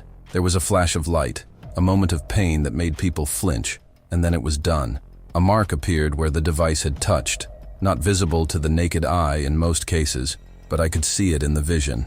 A pattern, intricate and alive, pulsing faintly under the skin, and the moment someone received it, I saw their expression change. The fear didn't completely disappear, but it was replaced with something else. Calm, acceptance, connection, like they'd been plugged into something larger than themselves. They'd smile, thank the being who'd marked them, and move deeper into the center where food and beds and medical care awaited. It looked like salvation. It looked like rescue. It looked like humanity's darkest hour being met with miraculous intervention. And that's what made it so perfect, so diabolical, because it was exactly what people needed to see to make the choice seem obvious. But then the vision showed me the other side, the ones who refused. I saw a man, maybe 40 years old, standing at the entrance to a center. The being with the marking device approached him, and he stepped back. "No," he said, his voice shaking but firm. "I know what this is. I know what you are. I won't take your mark." The being didn't get angry, didn't threaten, just looked at him with something that might have been pity. "Then you cannot enter. You cannot receive our protection. You cannot access the new system we are implementing. You will be on your own." The man nodded, tears streaming down his face, and walked away. I watched him leave the city, head toward the ruins of the countryside, join a small group of others who'd also refused. They were hunted, not directly. The beings kept their hands clean, but society turned on them. People who'd taken the mark, people who'd accepted the new system, they became the enforcers. "Those people are dangerous," the broadcast said. "They're refusing the salvation that could save everyone. They're harboring disease. They're preventing humanity's evolution. They must be isolated for the safety of all." I watched as these small groups of resistors were tracked down, rounded up, imprisoned. Not killed. That would be too obvious. Too much like the persecution the scriptures warned about. Just isolated, cut off from all resources, unable to buy, sell, or participate in society. Left to slowly starve or die of exposure, while the marked population was told this was necessary. This was justice. This was evolution. The vision shifted one final time, and this is the part that made her cut it off. This is the part she didn't want me to see. I was seeing one of those groups of resistors, maybe 24 people hiding in what looked like an abandoned building. They were praying, actually praying, hands joined, heads bowed, voices raised in desperate supplication. And as they prayed, I saw something happen. The building began to glow, faintly at first, then brighter, a light that had no source, that seemed to come from everywhere and nowhere. And when the enforcement teams arrived, humans marked with the system, hunting the unmarked, they couldn't enter. They'd approach the building and then just stop, like they'd hit an invisible wall. They'd try to force their way in, try to breach the doors, but something prevented them. Not force, not violence, just an absolute boundary they could not cross. And I saw the beings, the fallen angels in their alien disguises, watching from a distance. And I saw fear on their faces, real fear, because their entire plan, their millennia of preparation, their perfect deception, all of it had a flaw. The ones who genuinely believed, who genuinely chose faith over fear, couldn't be touched, couldn't be marked, couldn't be forced. And no matter what they did, no matter how they engineered circumstances, that remained true. That's when she cut the vision, ripped it out of my mind so suddenly that I gasped, actually gasped for air like I'd been drowning. I was back in the cube, back at the table, my body covered in cold sweat despite the freezing temperature. My hands were shaking so badly I knocked the notepad off the table. Through my earpiece, Hendricks was shouting, "Webb! Webb, respond! What the hell just happened? Your brain activity spiked off the charts. We thought you were having a seizure." I couldn't speak, couldn't form words. I just stared at her, at that thing wearing a vaguely human shape, and I saw the anger in her expression. "You weren't supposed to see that last part," she said, and for the first time her voice wasn't calm or amused. She was furious. "You weren't supposed to see the protection, the seal, the ones we can't touch. That's not part of the message you're supposed to carry. You're supposed to tell people about the chaos and the ships and the mark and the choice. You're supposed to spread fear and confusion, not hope." She slammed her palm against the table, and the steel actually dented. "But fine, you saw it. You saw that there's a way to resist, that faith actually means something, that the old book you brought in here isn't just mythology. So now you know the whole picture, Marcus. Now you understand what's coming and what the stakes really are. The question is, what are you going to do with that information?" I finally found my voice, though it came out as barely a whisper. "That date, March 2027, is that real?" She was quiet for a moment, the anger fading from her expression, replaced by something that might have been weariness. "Time isn't linear for us the way it is for you. We see probabilities, convergence, likely outcome. That date represents a convergence, a moment when multiple crises align, when humanity's systems are stressed to breaking, when the collective consciousness is desperate enough to accept our intervention. Could it happen sooner? Could it happen later? Yes, but something in that time frame, within a year or two of that date, the probability approaches certain, unless, he trailed, looking at me, unless enough people choose differently, unless enough people recognize the deception before it's too late. Unless faith survives long enough to matter. That's the variable we can't control. That's what terrifies us. Not your governments, not your weapons, not your technology. Faith. Genuine, stubborn, irrational faith in something we can't touch. That's our only real enemy, and it's getting rarer by the day. She stepped back from the table, and I saw her shoulders slump slightly, like she was tired. Next session, Marcus, I'm going to tell you about the deal. About how your government has been preparing for this moment since 1954, about what they've agreed to do when we arrive, about why the very institutions you trust to protect you have already sold you out. But for now, go, process what you've seen, try to sleep, though I doubt you will, and understand that everything I've shown you is coming. The only question is whether anyone will listen when you try to warn them. She didn't want me to see that part, the people they couldn't touch. So in the next session, I pushed. And what she told me, brothers and sisters, this is where it gets real.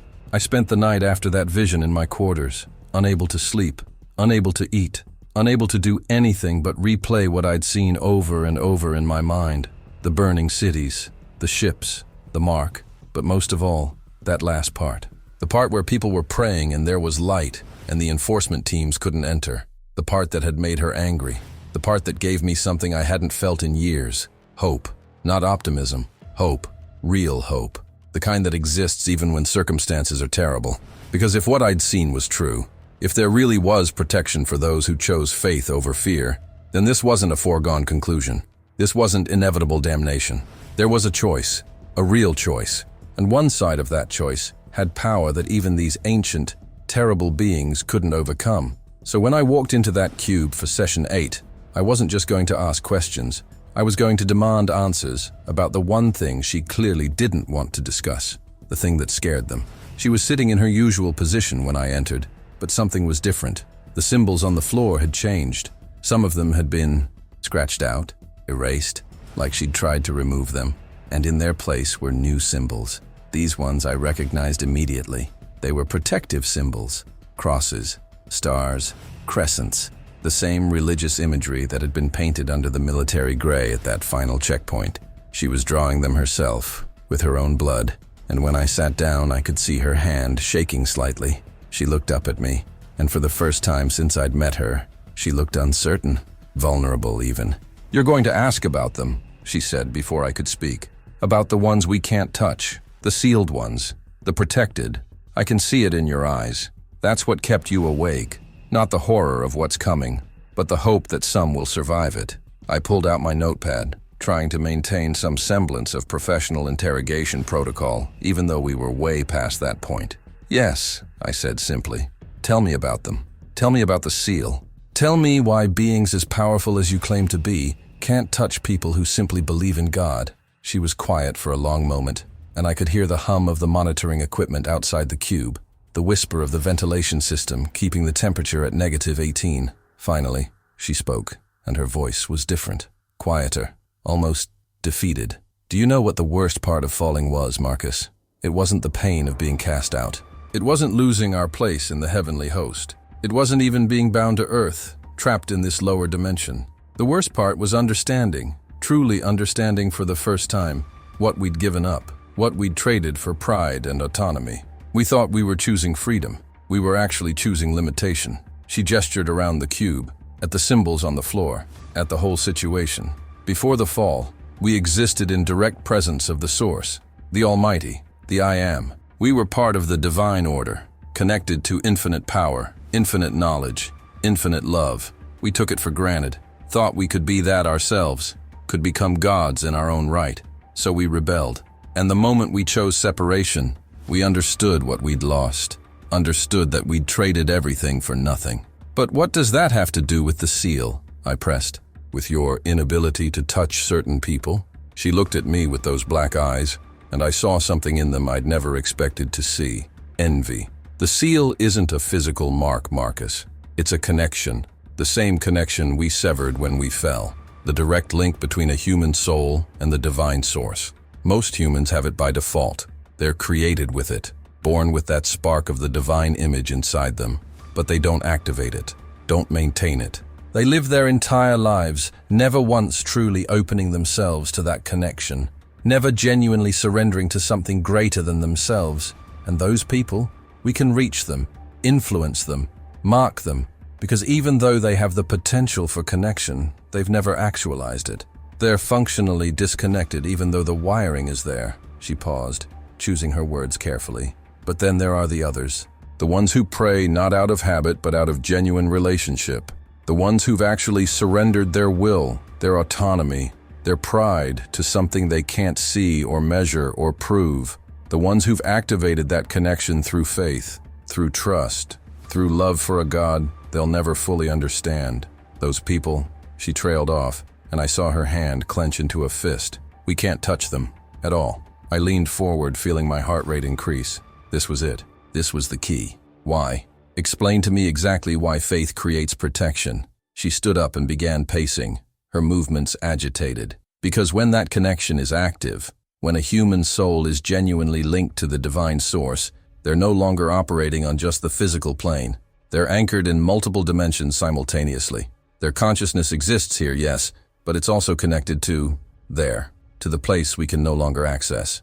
And that connection creates a resonance we cannot match, cannot mimic, cannot override. It's like, she struggled for an analogy, like trying to hack a computer that's on a completely different network. We can see it, we can identify it, we can try to access it, but we can't make the connection because we're fundamentally incompatible with the frequency it operates on. She stopped pacing and faced me directly. The sealed ones, that's what we call them, they operate on his frequency, and we operate on something else, something lower, something that chose to disconnect. So when we try to influence them, try to implant them, try to mark them, we literally cannot establish the connection. It's not that they're stronger than us, it's that they're protected by something infinitely stronger than us. Through my earpiece, I heard someone, might have been one of the technicians, whisper, "This is incredible. We're getting theological confirmation from a hostile entity." But I couldn't focus on that. I had more questions. In the vision you showed me, I saw them praying. I saw light. I saw your enforcers unable to enter where they were hiding. Explain that.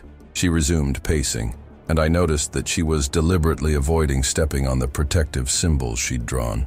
Prayer isn't what you think it is, Marcus. It's not just talking to an invisible deity hoping they're listening. Real prayer, genuine prayer from a connected soul, is a form of communication that transcends dimensional barriers. It's a direct line to the source. And when multiple sealed ones pray together, in unity, in genuine faith, they create a field, an area where the frequency is so aligned with the divine that we cannot operate within it. It's not physical protection. We could physically destroy the building they're in if we wanted to, but we can't touch them, can't reach their souls, can't force them to take the mark, because they're already marked with his seal, and his seal supersedes any mark we could ever create. I wrote this down frantically, my hand cramping from the speed. You keep saying his seal. What exactly is it? How do you know who has it? She stopped pacing and looked at me with an expression that might have been pity. We can see it, Marcus. Just like I can see the residue of your near-death experience, the mark left on your soul from that moment when you touched the light. We can see who belongs to him and who's still available. The sealed ones appear different to us, not physically. To your eyes they look like anyone else, but to our perception, they glow.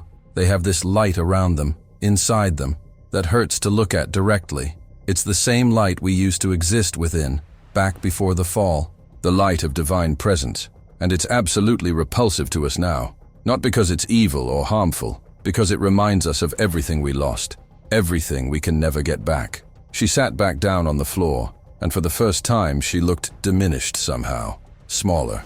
Do you want to know the real torture of our existence? It's not being trapped on Earth. It's not the limitations placed on us. It's that we can see the protection available to humanity, see the connection they could have, see the salvation that's freely offered to them, and we can never access it, never repair what we broke.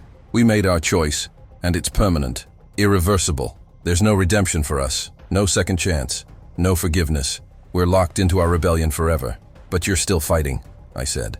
If you can't be saved, if there's no redemption for you, why continue? Why try to take humanity down with you? The look she gave me was the darkest thing I'd ever seen. Pure malice, mixed with absolute despair. Because if we can't have salvation, neither should they. If we're damned, why should these mud-born creatures get what was denied to us? We were there first. We were the original creation. We were the ones who served, who worshipped, who existed in glory. And they, these fragile, mortal, flawed beings, they get offered mercy we can never receive. They get redemption through nothing more than faith in a sacrifice we can't even benefit from. It's not fair. It's not just. So yes, we're going to take as many of them as we can, going to offer them every temptation, every alternative, every reason to reject the salvation they could have. If we're going down, we're taking humanity with us. That's all we have left. Spite and revenge and the satisfaction of knowing that his precious creation, made in his image, chose us over him. The hatred in her voice was palpable, but underneath it I heard something else. Grief, ancient, bottomless grief for a choice that could never be unmade. The ones who resist, I said, thinking back to the vision. The ones who refuse the mark. What happens to them in the end? She looked away, toward the glass wall of the cube. That's the part I don't want to talk about. The part that makes this whole operation feel temporary, doomed even. I waited, not pushing, letting the silence stretch. Finally, she continued.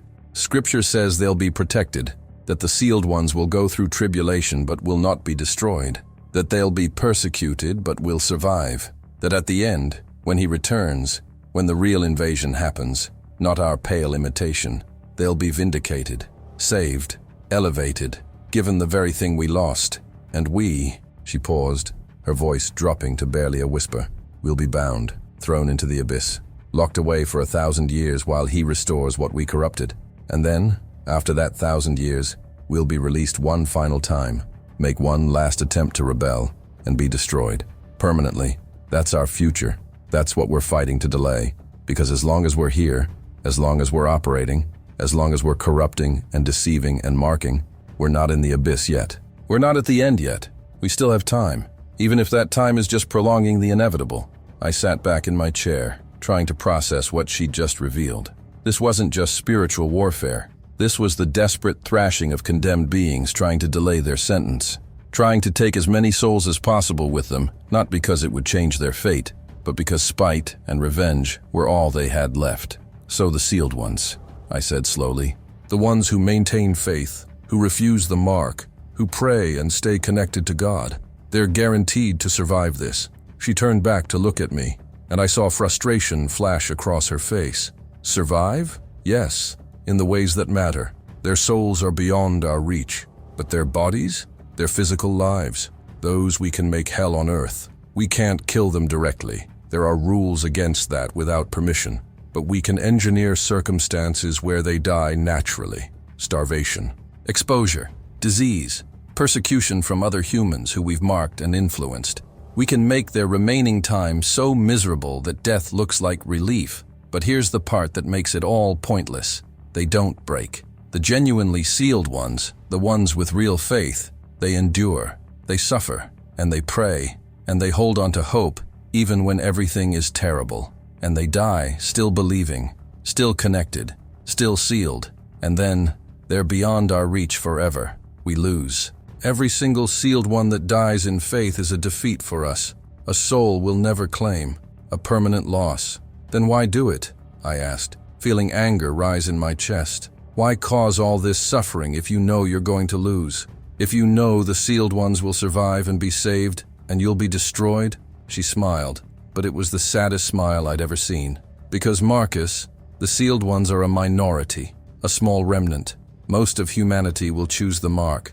We'll choose our salvation over his. We'll choose visible ships and tangible technology over invisible faith and spiritual connection. We'll claim billions of souls even if we lose millions. And when we're finally thrown into the abyss, when we're finally destroyed at the end of all things, we'll have the satisfaction of knowing that we took most of his precious humanity with us, that his creation, given every chance, every warning, every opportunity to choose him, chose us instead. That's our victory. Not survival, spite, not redemption, revenge. And it will have to be enough, because it's all we're going to get. She stood up one final time, walked to the glass wall, and pressed both palms against it. Where her hands touched, the frost spread in patterns that looked almost like screaming faces. Next session, Marcus, I'll tell you about 1954, about Eisenhower, about the deal that made all of this possible, about how your government chose us 70 years ago and has been preparing for our full arrival ever since. But for now, take this away. There is protection. There is a seal. There is a way to survive what's coming. Faith. Genuine, surrendered, connected faith. Tell people that. Warn them. See if anyone listens. You want to know why your government won't disclose aliens? They already did. Just not to you. To each other. And what they traded? It's worse than you think. Session 9 started 3 days after our last conversation. They'd pulled me out for mandatory rest. Apparently my vitals during the previous sessions had gotten concerning enough that medical was worried I'd have a breakdown. 3 days of mandatory sleep, evaluation, debriefing with Hendricks and his team about everything I'd learned. 3 days of them analyzing the recordings, bringing in experts to verify what she'd said against historical texts and prophecy.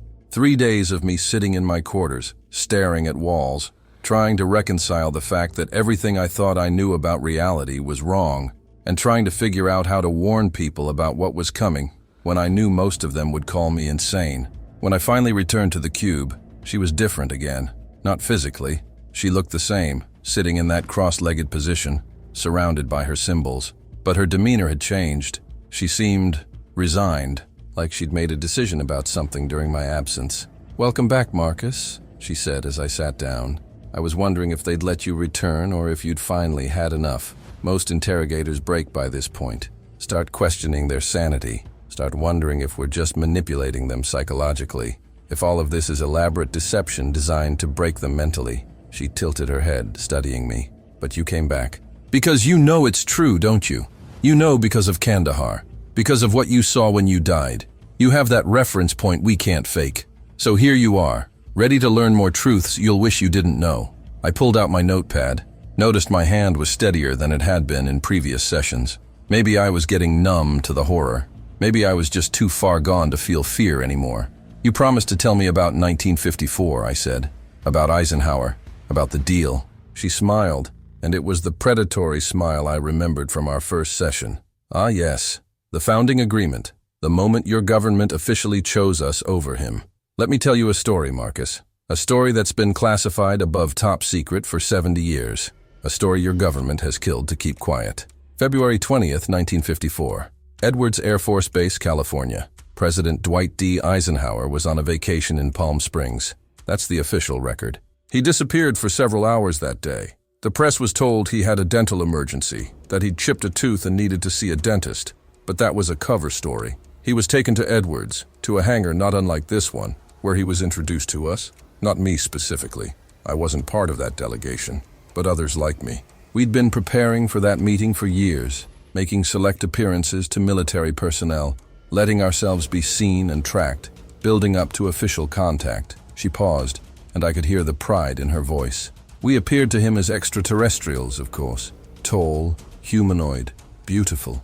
We told him we were from another star system, that we'd been observing Earth for centuries, that we were concerned about humanity's development of nuclear weapons. We said we wanted to help guide humanity away from self-destruction, and we made him an offer he couldn't refuse. I was writing frantically, but part of me was screaming that this couldn't be true.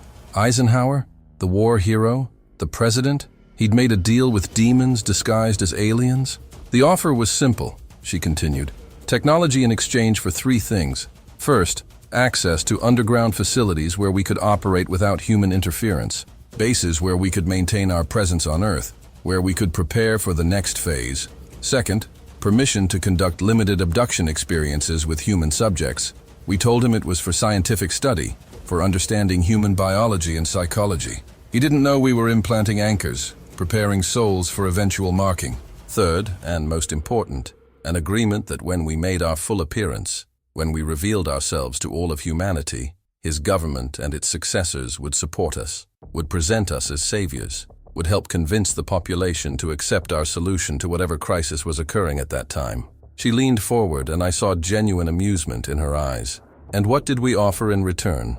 Technology, advanced propulsion systems, fiber optics, integrated circuits, laser technology, certain medical advancements. We gave your government just enough to leap forward several decades in certain fields, just enough to make them dependent on continued cooperation, just enough to make them complicit. That's insane, I said, my voice shaking despite my attempt to stay professional. You're saying microchips, fiber optics, all the technology that shaped the modern world, that came from you, from demons? She laughed. Not all of it, Marcus. Humanity is clever, I'll give you that. You would have eventually developed these things on your own.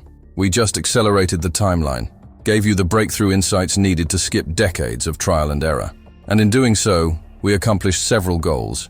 We advanced your technology toward the infrastructure we'll need: global communications, digital systems, the framework for a worldwide identification and commerce network. We made your government complicit and dependent on us. And we created a psychological framework where humanity associates advanced technology with extraterrestrial intelligence. When we finally appear in full, people will make that connection automatically. Advanced technology equals advanced civilization equals trustworthy allies. It's brilliant conditioning wrapped in a Trojan horse of innovation. Through my earpiece, I heard Hendrix's voice, tight and controlled. Webb, ask her to provide specifics, names, dates, verifiable details. I relayed the question, and she shrugged in that unnatural way she had. Specifics? Fine. The initial meeting included Eisenhower, 4 military advisors, and 3 of us. The specific technologies transferred included insights into semiconductor properties that led to the development of the transistor. Yes, I know Bell Labs claimed they invented it in 1947, but they were stuck until we provided certain information through unconscious inspiration. Fiber optics came from understanding we provided about light transmission. The integrated circuit was accelerated by about 15 years. We also provided insights into genetic engineering that your scientists are only now beginning to fully utilize, and certain pharmaceutical developments that have saved millions of lives. Because we're not stupid, Marcus. We don't just offer destructive technology. We offer beneficial advances too. We cure diseases. We extend lifespans. We make life better in tangible, measurable ways. That's how you build trust. That's how you make people dependent. You don't show up as villains. You show up as benefactors. She stood and began pacing. After Eisenhower, the agreement was maintained by every subsequent administration. Kennedy had concerns. He wanted to disclose the whole thing to the public, thought people had a right to know. That didn't work out well for him. Not saying we killed him, but let's just say there were multiple parties interested in keeping the agreement quiet. You're claiming you were involved in Kennedy's assassination? I asked, my voice barely above a whisper. I'm claiming that when a president threatens to expose an arrangement that multiple parties, human and otherwise, have invested in maintaining, that president tends to have a short tenure. The specifics don't matter. What matters is that every president since has understood the message. The deal continues. The cooperation deepens. And now, 70 years later, you have a government that's deeply embedded with us. We have personnel in your intelligence agencies. We have influence in your military command structure.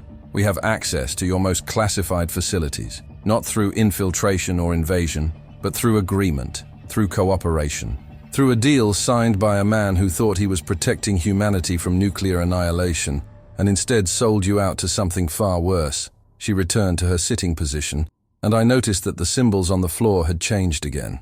They were forming patterns that looked almost like contracts, like legal documents written in blood and geometry. And here's the beautiful part, Marcus. Your government can't back out now, even if they wanted to. They're too invested, too compromised. They've built their entire advanced technology sector on insights we provided. They've created underground facilities we've helped engineer.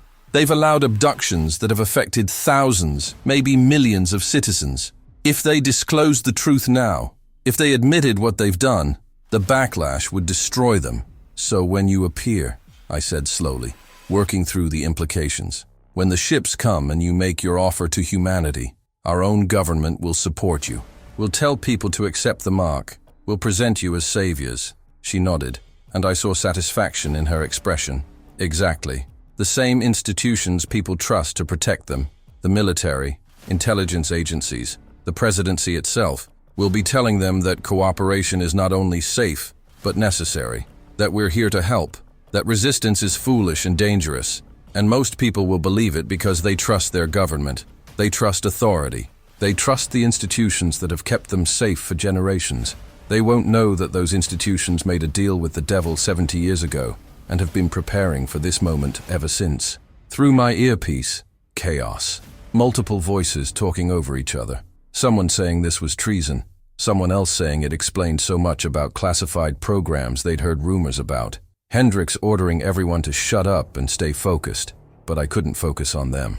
I was staring at this entity that had just laid out a conspiracy spanning 7 decades, involving every presidential administration, resulting in the technological revolution that shaped the modern world. The underground facilities, I said. Where are they? What are you doing in them? She waved her hand dismissively. Multiple locations. Some you know about. Dulce, New Mexico. Parts of Area 51 that extend far deeper than your surface-level personnel realize. Facilities under mountains in Colorado, in Virginia, in Nevada. We're not hiding in all of them. Some are jointly operated, some are entirely ours, some are just monitored by us while humans do the work. What are we doing? Preparing. Building infrastructure for the systems we'll implement when we take over. Creating hybrid entities that can operate in both physical and dimensional spaces. Conducting experiments that your ethics boards would never approve but your shadow government allows because they think they're getting valuable data in return. Testing the implant technology on a larger scale than the random abductions allow. Perfecting the mark. Refining the frequency that will allow us to control marked individuals remotely. She looked directly at me. You want to know the real horror? Some of the humans working in these facilities know what we are. Not the cover story about extraterrestrials, but the truth. Fallen angels, demonic entities, and they work with us anyway, because we've promised them survival, promised them positions of authority in the new order, promised them that they'll be spared when the chaos comes. They're wrong, of course. We'll use them and discard them like everyone else, but for now, they're useful. Names, I demanded. Give me names of people in the government who know, who are actively cooperating. She smiled that terrible smile again. Oh, Marcus, I can't do that. Not because I'm protecting them, but because if I tell you, you'll try to confront them, try to expose them, and you'll be killed before you can say a word publicly. Better that you focus on the larger truth than on specific traitors. Besides, the names don't matter. The system is what matters. The structure that's been built over 70 years of cooperation. Even if you removed every compromised individual, the system would continue because it's been designed to be self-perpetuating. The technology dependence alone ensures continued cooperation. Your entire modern infrastructure runs on insights we provided. What do you think happens if you try to reject us now? Economic collapse, military disadvantage, technological regression. The government can't afford to end this relationship even if some individuals within it wanted to. She leaned back, looking almost tired. This is why the disclosure movement has gained traction in recent years. Your government is preparing the public, slowly releasing information about UAPs, about unidentified aerial phenomena, about technologies that seem to defy physics. Congressional hearings, official reports, Pentagon admissions. It's all preparation, conditioning, getting people ready for the full revelation so that when it comes, it won't be a shock. It will be a confirmation. I sat there in that frozen cube, my notepad filled with information that could never be officially released, that would get me labeled as insane or killed as a security threat if I tried to publicize it. Why tell me this? I asked for the 100th time. Why reveal your entire operation if it compromises the plan? She looked at me with something that might have been sympathy. Because it doesn't compromise anything, Marcus. You can scream this truth from every platform available, and most people won't believe you. Conspiracy theory, paranoid delusions, religious hysteria. You'll be dismissed, discredited, possibly institutionalized. The few who do believe you will be marginalized as fringe elements. And by the time the truth becomes undeniable, by the time we appear in the sky and your government confirms we're here to help, everyone who listened to you will think you were right about the facts but wrong about the interpretation. Yes, there was a deal. Yes, we've been working with the government, but we're the good guys, obviously. We're here to save you. Those earlier warnings were misguided fear of the unknown. That's how it will be spun. That's how it always works. She stood one final time, walked to the glass, and I saw her reflection distorted in the frost. Next session, Marcus, I'll tell you about the timeline, about the specific triggers that will bring about our full appearance, about the signs you should watch for, about how close we really are. But for now, understand this. Your government has been preparing for 70 years to help us take over. When the moment comes, they won't be your protectors. They'll be our facilitators. And you'll be on your own to decide who to trust. The visible saviors with ships and technology and official support? Or the invisible God with nothing but ancient promises and a requirement for faith? That's the choice. That's always been the choice. And most people will choose wrong. The session ended with me being escorted out of the cube by security. My notepad confiscated for analysis and classification. My mind reeling with implications I couldn't fully process. Hendricks pulled me aside in the corridor, his face pale. Webb, if even half of what she just said is true, I cut him off. It's all true, Colonel. You know it is. You've seen the classified programs, the unexplained technology leaps, the facilities that don't officially exist, the abduction cases that get buried. You've known something was wrong for years. She just told you what it was. He looked at me for a long moment, and I saw fear in his eyes. Real, genuine fear. What are we supposed to do with this information? I shook my head. I don't know. But I know what I'm going to do. I'm going to finish these sessions. Get every piece of information she's willing to give. Document everything. And then I'm going to find a way to warn people. Even if they don't believe me. Even if it destroys my career and my credibility. Because if I don't, if I stay silent because it's classified, or because I'm afraid of being labeled crazy, then I'm complicit. And I'd rather die a crazy conspiracy theorist than live knowing I could have warned people and didn't. Hendricks nodded slowly. 2 more sessions, Webb.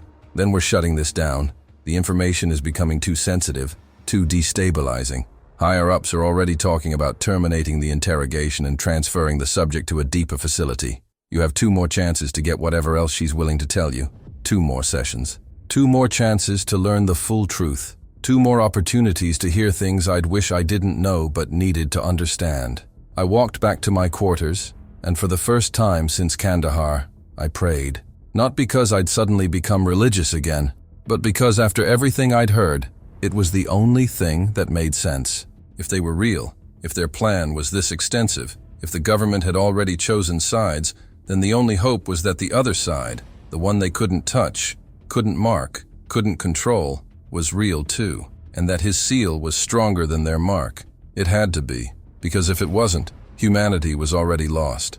I left that facility at 11:47 p.m., drove 3 hours back home, crawled into bed next to my wife, and had a complete breakdown, because everything I thought I knew was a lie. They'd given me 48 hours leave after session 9.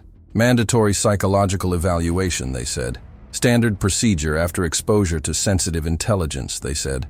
But we all knew what it really was. They were checking to see if I'd broken, if I was going to crack under the weight of what I'd learned, if I could be trusted to keep quiet, or if I'd become a liability. I passed their tests, gave them the answers they wanted to hear, demonstrated appropriate skepticism about the entity's claims while maintaining professional objectivity. All the right words to convince them I was stable, rational, still functional. But inside, I was falling apart, because everything she'd told me kept circling back to one inescapable conclusion. If they were real, these fallen angels, these dimensional beings, then the other side had to be real too. God, heaven, divine protection, all of it. Not metaphor, not mythology, real. And I'd spent 10 years denying it. The drive home was surreal. 3 hours of desert highway at night, alone with my thoughts and the recordings playing in my head. Every word she'd said, every revelation, every piece of the puzzle clicking into place. I kept thinking about Kandahar, about those 4 minutes when I'd been dead, about the light I'd seen and the voice I'd heard, and the peace I'd felt. For 10 years, I'd convinced myself it was hallucination, brain chemistry, neurons firing randomly as oxygen depleted, natural processes that evolution had designed to ease the transition into death. I'd built an entire worldview around materialist explanations for everything I'd experienced. And now, sitting in my car at 2 in the morning, driving through the Nevada desert, I understood that every single one of those explanations had been a lie I told myself. Not because they were scientifically sound, but because they let me avoid the implications of what I'd really experienced. If that light was real, if that voice was real, if there really was something on the other side of death, then I had responsibilities, obligations, a debt to pay to whatever had sent me back. I got home just before 3 a.m. Jennifer was asleep. She'd left the porch light on for me, the way she always did when I was away. I stood in the driveway for 20 minutes, just staring at our house, at the normal, safe, comfortable life we'd built together, at the illusion of security that I now understood was paper thin, at everything that was about to change whether I wanted it to or not, because I couldn't unhear what I'd heard, couldn't unsee what I'd seen. And I couldn't keep pretending that the world was a rational, ordered place where the worst threats came from terrorists and foreign militaries and natural disasters. The worst threat was dimensional, spiritual, and it had been preparing its move for millennia. I finally went inside, moving quietly so I wouldn't wake Jennifer or the kids. Went to the bedroom, stripped off my clothes, slid under the covers next to my wife. She stirred, reached for me in her sleep, and I held her hand in the darkness. And that's when it hit me, really hit me. Everything she'd said about the mark, about the choice, about people having to decide between visible salvation and invisible faith. When the moment came, when the ships appeared, and the mark was offered, and the choice had to be made, what would I tell my family? What would I tell Jennifer, who'd stopped going to church years ago because she said it felt empty? What would I tell Sarah and Tommy, who'd been raised without any real religious foundation, because we'd both agreed that we wanted them to make their own choices when they were older? How could I ask them to reject visible, tangible salvation in favor of faith in something they'd never been taught to believe in? The thought of them in that line, waiting to receive the mark because I'd failed to prepare them, because I'd been too proud or too skeptical or too comfortable to have uncomfortable conversations about God and faith and the reality of spiritual warfare. That thought broke something inside me. I tried to be quiet, tried not to wake Jennifer, but the sobs came anyway. Deep, racking sobs that shook my whole body. 10 years of suppressed grief and fear and denial, all coming out at once. Jennifer woke up, turned on the bedside lamp, and saw me crying for the first time since my brother's funeral 20 years ago. "Marcus, what happened?" she asked, pulling me into her arms. "What did they do to you at that facility?" I couldn't tell her, couldn't explain. Couldn't even begin to articulate what I'd learned because it was all classified, and because it sounded insane, and because I wasn't sure I could form coherent sentences anyway. So I just held on to her and cried. For my own lost years. For the faith I'd abandoned after Kandahar because I couldn't reconcile a loving God with the horrors I'd witnessed. For the preparation I'd failed to give my children. For humanity, stumbling toward a choice most people weren't equipped to recognize, let alone make correctly. Jennifer just held me, stroking my hair, whispering that it was okay, that whatever it was, we'd get through it together. She didn't know, couldn't know, that what we were facing wasn't something you could get through together, unless you were both on the same side of the spiritual divide, unless you both had the seal, unless you both made the right choice when the moment came.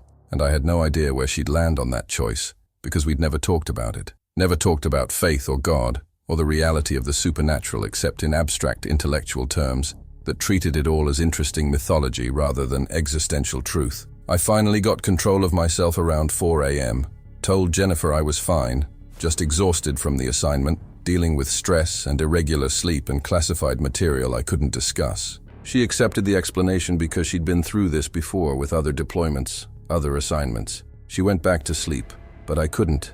I lay there in the darkness, staring at the ceiling, and for the first time in 10 years, I thought seriously about prayer. Not the desperate foxhole prayers I'd uttered during combat when bullets were flying. Not the angry, questioning prayers I'd screamed at the universe after my brother died. But real prayer. The kind that acknowledged I wasn't in control, that I didn't have the answers, that I needed help from something greater than myself. The kind that required humility and surrender and faith in things I couldn't see or prove. The kind that, according to her, created a seal that even fallen angels couldn't break. But how did you pray when you'd spent a decade convincing yourself God either didn't exist or didn't care? How did you bridge that gap? At 3:17 a.m., and I remember the exact time because I looked at the clock right before I did it, I got out of bed, went downstairs to my home office, closed the door, and knelt. I hadn't knelt to pray since I was a child, since before the military, since before I'd learned that the world was violent and chaotic and indifferent to human suffering. It felt awkward, foreign. like trying to speak a language I'd forgotten, but I did it anyway. Knelt there on the carpet in my office, surrounded by books on military strategy and intelligence analysis, and rational materialist explanations for everything, and I prayed, not with eloquent words or theological sophistication, just raw, honest desperation. God, I said out loud, my voice cracking, I don't know if you're listening. I don't know if you care. I've spent 10 years pretending you don't exist, because it was easier than dealing with the implications if you do. But I was wrong. I know that now. I know what's out there. I know what's coming. And I know I can't face it alone. So if you're real, if you're listening, if that light in Kandahar was really you, I'm sorry. I'm sorry for walking away. I'm sorry for denying what I experienced. I'm sorry for not teaching my children about you. And I'm asking, no, I'm begging for help, for protection, for whatever seal she talked about, for my family, for me, for everyone who's going to face this choice and won't be prepared for it. The words came faster then, less filtered, less careful, all the things I'd been holding back for years. I don't understand why you let bad things happen. I don't understand why children die and wars rage and people suffer. I don't understand your plan or your methods or why you created a world where beings like her can exist and operate. But I'm done pretending I'm smart enough to judge you. I'm done pretending I have better answers. I'm done relying on my own strength and my own understanding because both of those have been completely inadequate for everything I'm facing. So I surrender. I give up. I admit I need you. And I'm asking you to come back into my life, into my heart, into my family, because we're going to need you when the moment comes. We're all going to need you. I stayed kneeling for maybe another 10 minutes, not saying anything, just being there, present, open. For the first time in a decade, genuinely open to something beyond myself. And slowly, gradually, I felt something change, not dramatically.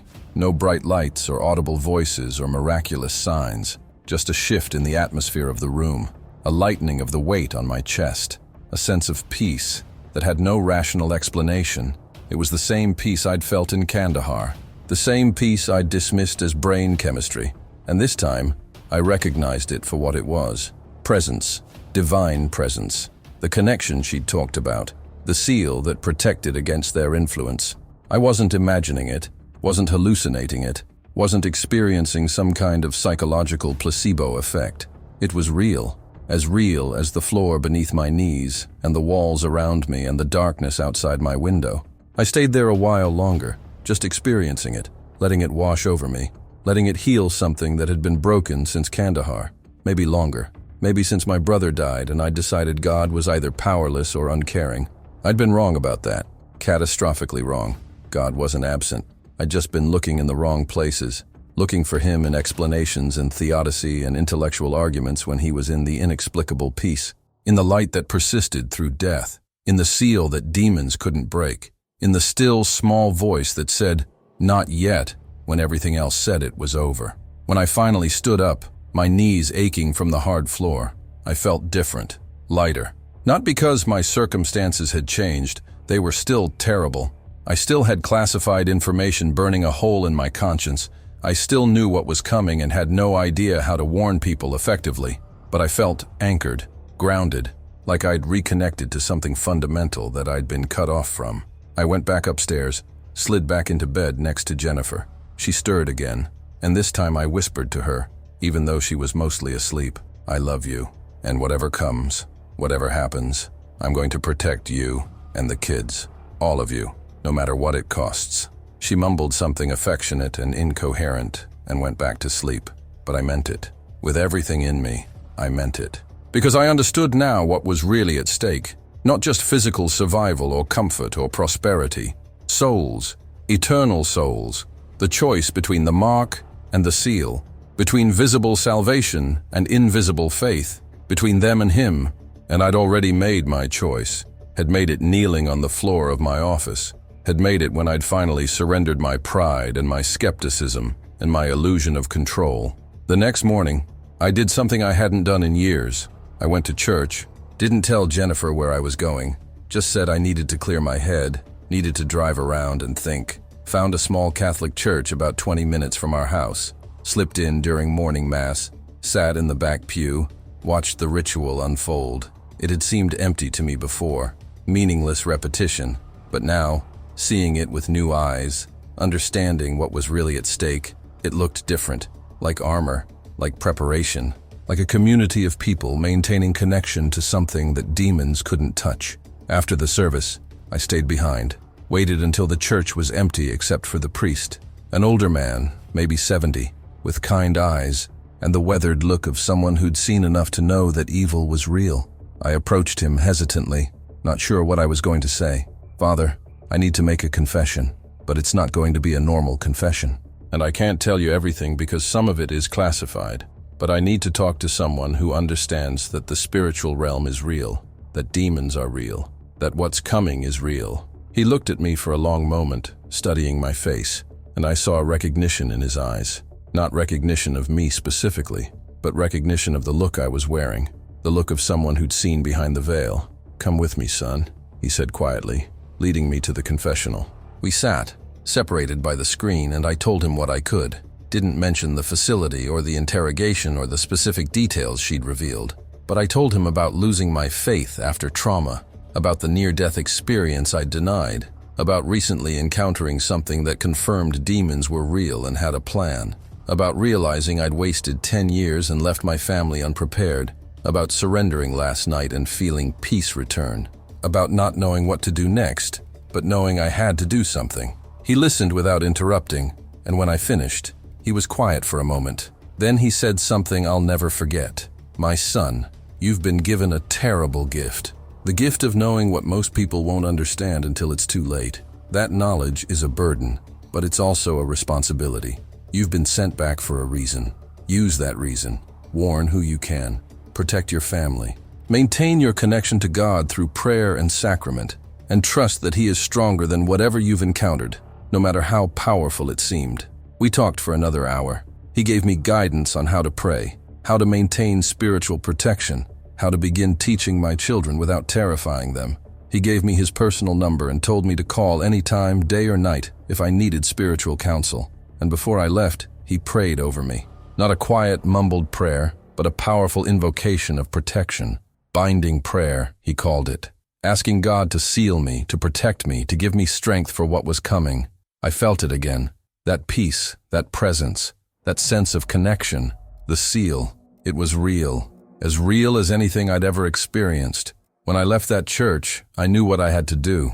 I had 2 more sessions with her, 2 more chances to get information, and then I was going to find a way to warn people. Document everything, create a record that would survive even if I didn't. Not because I thought most people would believe me, but because when the ships appeared and the choice was offered, maybe someone would remember. Maybe someone would make the connection. Maybe someone would choose the seal over the mark because they'd heard the warning in time. Even if it was just one person, even if it was just my own family, that would be enough. It would have to be enough. I went home and found Jennifer making breakfast. Sarah and Tommy were watching cartoons in the living room, oblivious to everything their father had learned, everything that was coming. I hugged them all, maybe held on a little too long. Jennifer looked at me with concern. "Marcus, are you sure you're okay?" I nodded, trying to smile. "Yeah, just grateful for this, for you guys, for family. Sometimes you forget what's important, you know. But I'm remembering now." That night, after the kids were in bed, I started teaching them prayers. Simple ones. Just bedtime prayers, I told Jennifer. Something I'd been thinking about, thought it might be good for them. She was surprised but didn't object. Sarah and Tommy treated it like a game at first, but they learned the words. "Now I lay me down to sleep. I pray the Lord my soul to keep." Simple, but it was a start. It was connection. It was the beginning of their seal, even if they didn't understand it yet. Even if I couldn't explain to them why it mattered. And when I went to bed that night, I prayed again. Thanked God for the peace, for the guidance, for the second chance. Asked for strength for the final 2 sessions, for wisdom to know what to do with the information, for protection for everyone who would face the choice when the moment came.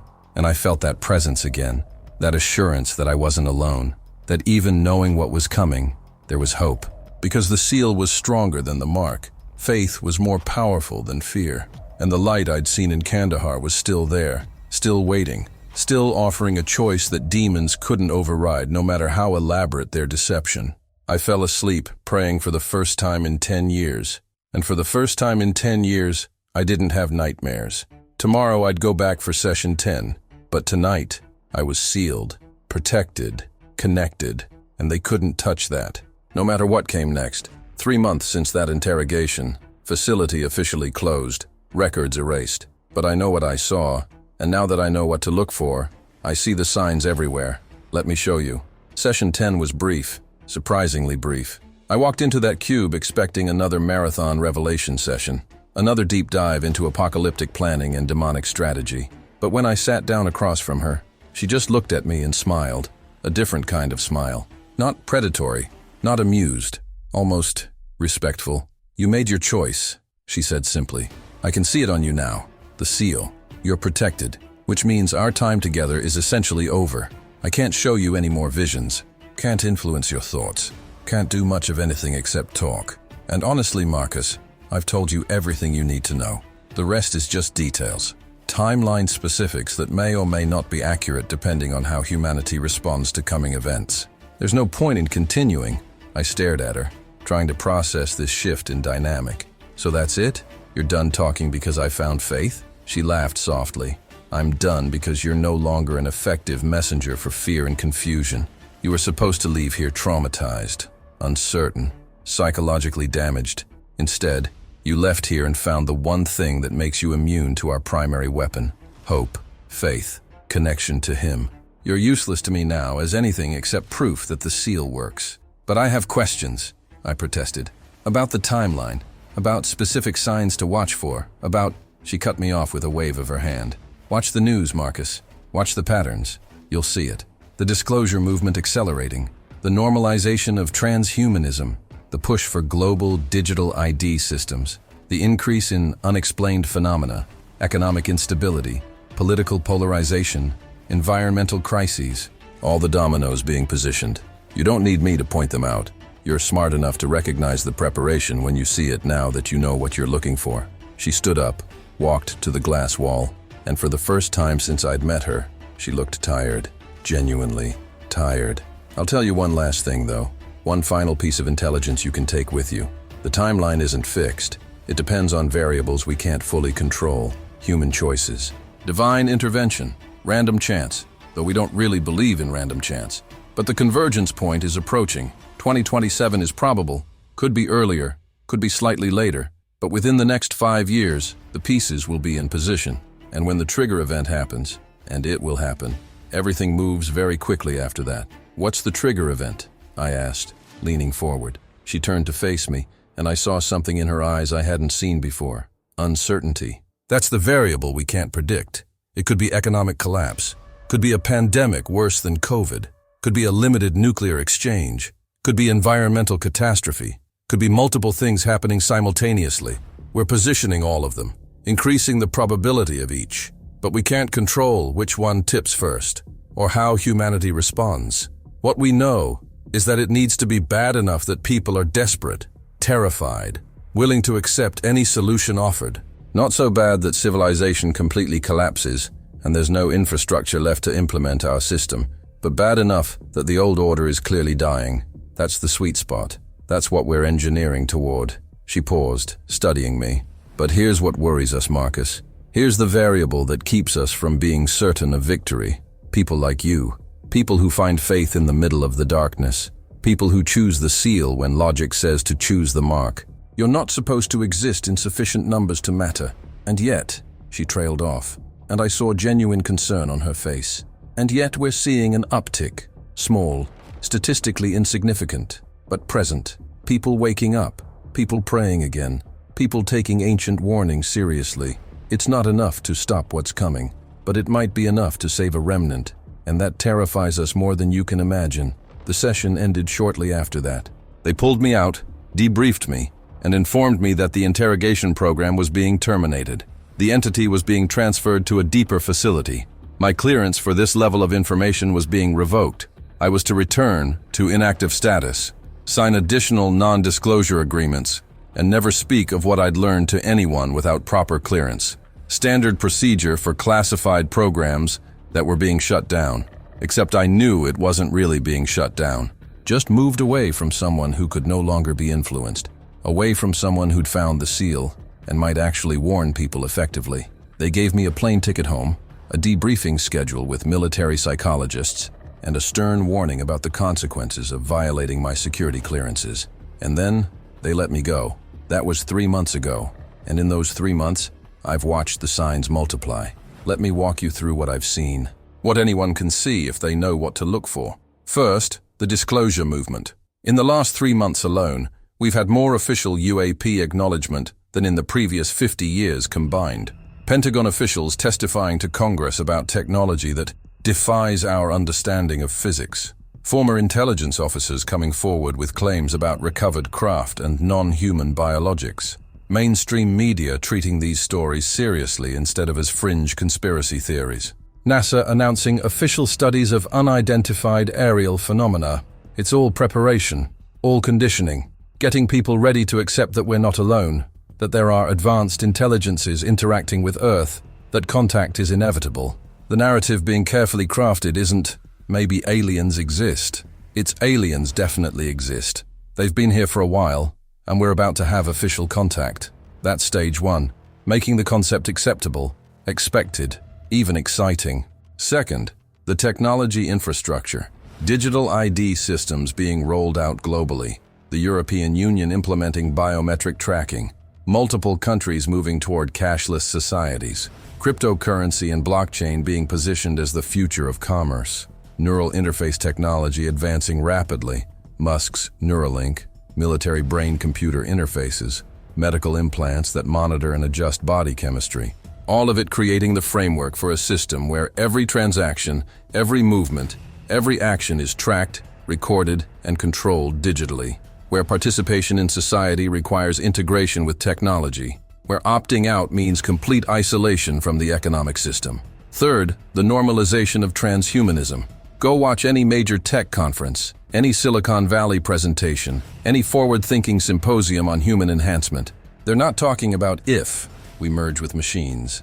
They're talking about when and how, presenting it as inevitable evolution, the next stage of human development. You'll see articles celebrating the first person to receive a brain implant, the first successful gene editing, the first integration of AI and human consciousness. It's being sold as enhancement, as transcendence, as becoming more than human. But what it really is preparation. Making people comfortable with the idea of technological integration with their bodies, so that when the mark is offered, when the device or implant or quantum dot tattoo is presented as necessary for participation in the new system, it won't seem strange. It will seem like the natural next step. Fourth, the economic instability. Look at the global economy. Really look at it. Multiple currencies inflating simultaneously. Supply chain disruptions becoming normalized. Energy crises. Food shortages being predicted. Debt levels that can never be repaid. Economic systems that everyone knows are unsustainable, but nobody knows how to fix. The old order is dying, slowly, but visibly, and people are scared. When the collapse comes, and it's coming, it's just a question of when, people will be desperate for a solution. Any solution. A new system. A global reset. Digital currency backed by technology we don't understand, but that promises stability. That's when they'll appear. That's when the offer will be made. Fifth, and this is the one that haunts me, is what's happening with the children. My daughter Sarah, the one I mentioned before, she's still drawing them. The gray angels, as she calls them. But now she's not the only one. I've started paying attention, talking to other parents, checking online forums, and there's been a spike. Children across the world reporting visits from angels or aliens or tall people who glow. Children drawing the same basic imagery. Large eyes, gray skin, promises of safety when things get bad. It's happening more frequently, more openly. They're not even hiding anymore. They're preparing the next generation, planting ideas, making themselves familiar, so that when they appear publicly, children will say, "Those are my angels," and parents won't know whether to be relieved or terrified. Sarah asked me last week if the angels were good, just asked out of nowhere during breakfast. "Daddy, are my angels the good kind or the bad kind?" I didn't know how to answer without terrifying her, without sounding insane. So I asked her what she thought, and she said, "I don't know. They say they want to help, but they make me feel cold, and they don't like it when I pray." That last part. They don't like it when I pray. She'd noticed. On some instinctive level, she'd noticed that the entities visiting her were repelled by her bedtime prayers, that the simple act of prayer created a barrier they couldn't cross. I've started documenting everything, every sign, every news story, every personal experience. I'm keeping records in multiple locations, encrypted files, hard copies, distributed to trusted individuals who don't know the full context, but have instructions to release everything if I disappear, because that's a real possibility. 2 days ago, I had visitors. 2 men in suits, yes, the cliché is real, who sat in my living room and very politely told me that some truths are protected by national security considerations, that my service to my country was appreciated, that my family's continued safety and prosperity was important to them. That discretion was not just a legal obligation, but a practical necessity for everyone's well-being. They never explicitly threatened me, never said what would happen if I violated my clearances. They didn't need to. The implication was clear. I smiled, nodded, assured them I understood my obligations, and the moment they left, I made 3 more copies of my documentation and sent them to 3 different locations. Because if they think intimidation will silence me, they don't understand what knowing the truth does to a person, what having the seal does to your fear response. I'm not afraid of them anymore, not afraid of threats or consequences or being labeled crazy. I'm only afraid of staying silent while people stumble toward damnation because nobody warned them. The signs are accelerating. That's what I want you to understand. Not just present, but accelerating. The disclosure happening faster. The technology advancing more rapidly. The economic instability intensifying. The children's experiences increasing in frequency. It's all moving toward a convergence point. Toward the moment when something breaks and they make their offer, and humanity has to choose. I don't know if it's 2027, don't know if it's sooner or later, but I know it's coming. I can feel it the way you can feel a storm approaching, the pressure change in the air, the static electricity, the sense that something massive is about to happen. And most people don't see it, don't recognize the pattern, don't understand what they're looking at. They see individual news stories, UAP disclosure, economic problems, technological advances, random weird stuff, and don't connect them into a coherent picture. Don't realize they're watching a plan unfold, a plan that was set in motion millennia ago and is now approaching its culmination. That's why I'm recording this, why I'm documenting everything, why I'm violating every clearance I have and risking everything to get this information out. Because when it happens, when the ships appear and the mark is offered and people have to choose, maybe someone will remember. Maybe someone will have heard this warning in time. I want to be clear about something though. I'm not saying this to spread fear. Fear is their weapon, not mine. I'm saying this to spread awareness, preparation, understanding that there is a choice, and that one side of that choice offers real protection. The seal is real. I have it now. I can feel it. That connection to something greater, something they can't touch, something that existed before they fell and will exist after they're destroyed. And anyone can have it. Anyone can choose it. It's not about being good enough or religious enough or knowledgeable enough. It's about surrendering, about admitting you can't save yourself, about accepting protection from the only source that's immune to their influence. That's the message. That's what I'm risking everything to say. When the moment comes, and it's coming, you'll have a choice. Ships in the sky, offering visible salvation, backed by technology and government endorsement, and every logical argument for why cooperation is the only rational option. Or an invisible God, offering protection through faith, backed by nothing but ancient promises and the testimony of people like me who've seen behind the veil. One choice leads to the mark, to integration with their system, to what they claim is transcendence, but is actually damnation. The other choice leads to the seal, to protection they can't break, to persecution and hardship in the short term, but salvation in the long term. I know which choice I've made. I know which choice I'm preparing my family to make.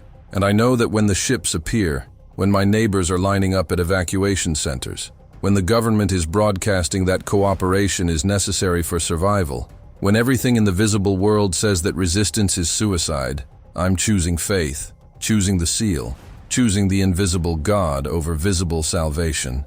Because I've seen both sides now. I've seen their plan and I've felt his presence. And I know which one is real in the way that matters. Which one offers protection that transcends physical survival? Which one is worth dying for? Because it's the only thing that offers real life. The signs are here. The timeline is accelerating. The choice is coming. And I'm telling you this not because I think most people will believe me, but because maybe you will. Maybe you're one of the ones who needs to hear this, who's being called to wake up, to prepare, to choose while there's still time to choose freely, rather than under duress. Watch the news, watch the patterns, see the signs for what they are, and when the moment comes, remember that there's an alternative to their solution, a seal that's stronger than their mark, a protection they can't overcome, a God who's been warning you about this for thousands of years through scripture you've been taught to dismiss as mythology. It's not mythology, it's a manual, it's a warning, it's an offer of protection, and it's still available, for now. While there's still time to choose, make your choice, get sealed, prepare your family, and hold on to faith when everything visible says to let go. That's all I can tell you. That's all I have to offer. The rest is up to you. This is the last part, and the most important, because everything I told you means nothing if you don't know what to do with it. So listen carefully. Session 11 never happened, not officially. There was no 11th session scheduled, no final interrogation, no closing debrief with the entity. According to all official records, the program terminated after session 10, the subject was transferred, and I returned to inactive status with full psychological clearance. That's what the paperwork says. That's what the official timeline shows. But the paperwork is lying. There was an 11th session, unscheduled, unauthorized, and it happened because she asked for me. 3 days after I'd been sent home, 3 days after I'd been told the program was over, and I'd never see her again, I got a call, not on my official phone, on the burner cell I'd kept from my active duty days, the one that maybe 5 people in the world had the number to. A voice I didn't recognize told me that the subject had refused to cooperate with transfer protocols, that she'd become agitated, violent even, demanding to speak with me one final time, that they were authorizing one last session, off the books, because they needed her stable for transport, and she'd made it clear she wouldn't cooperate without seeing me first. I should have said no, should have told them I was done, that I'd given them 10 sessions and that was enough. But I didn't, because I needed to hear what she had to say, needed to understand why an entity that had told me I was useless to her now that I was sealed would demand one final conversation. So I drove back to that facility in the desert, went through the checkpoints, walked into that frozen cube one last time. She was standing when I entered, not sitting in her meditative pose, not drawing symbols, just standing in the center of the cube with her arms at her sides, looking smaller somehow, diminished. When she turned to face me, I saw something I'd never seen in those black eyes before. Fear. Not the fear she'd shown when talking about the sealed ones or divine protection. This was different, personal, desperate. "Thank you for coming," she said, and her voice was quiet, almost human. "I know you didn't have to. I know you owe me nothing, but I needed to speak with you one final time before they move me to the deeper facility, before I lose my last chance to..."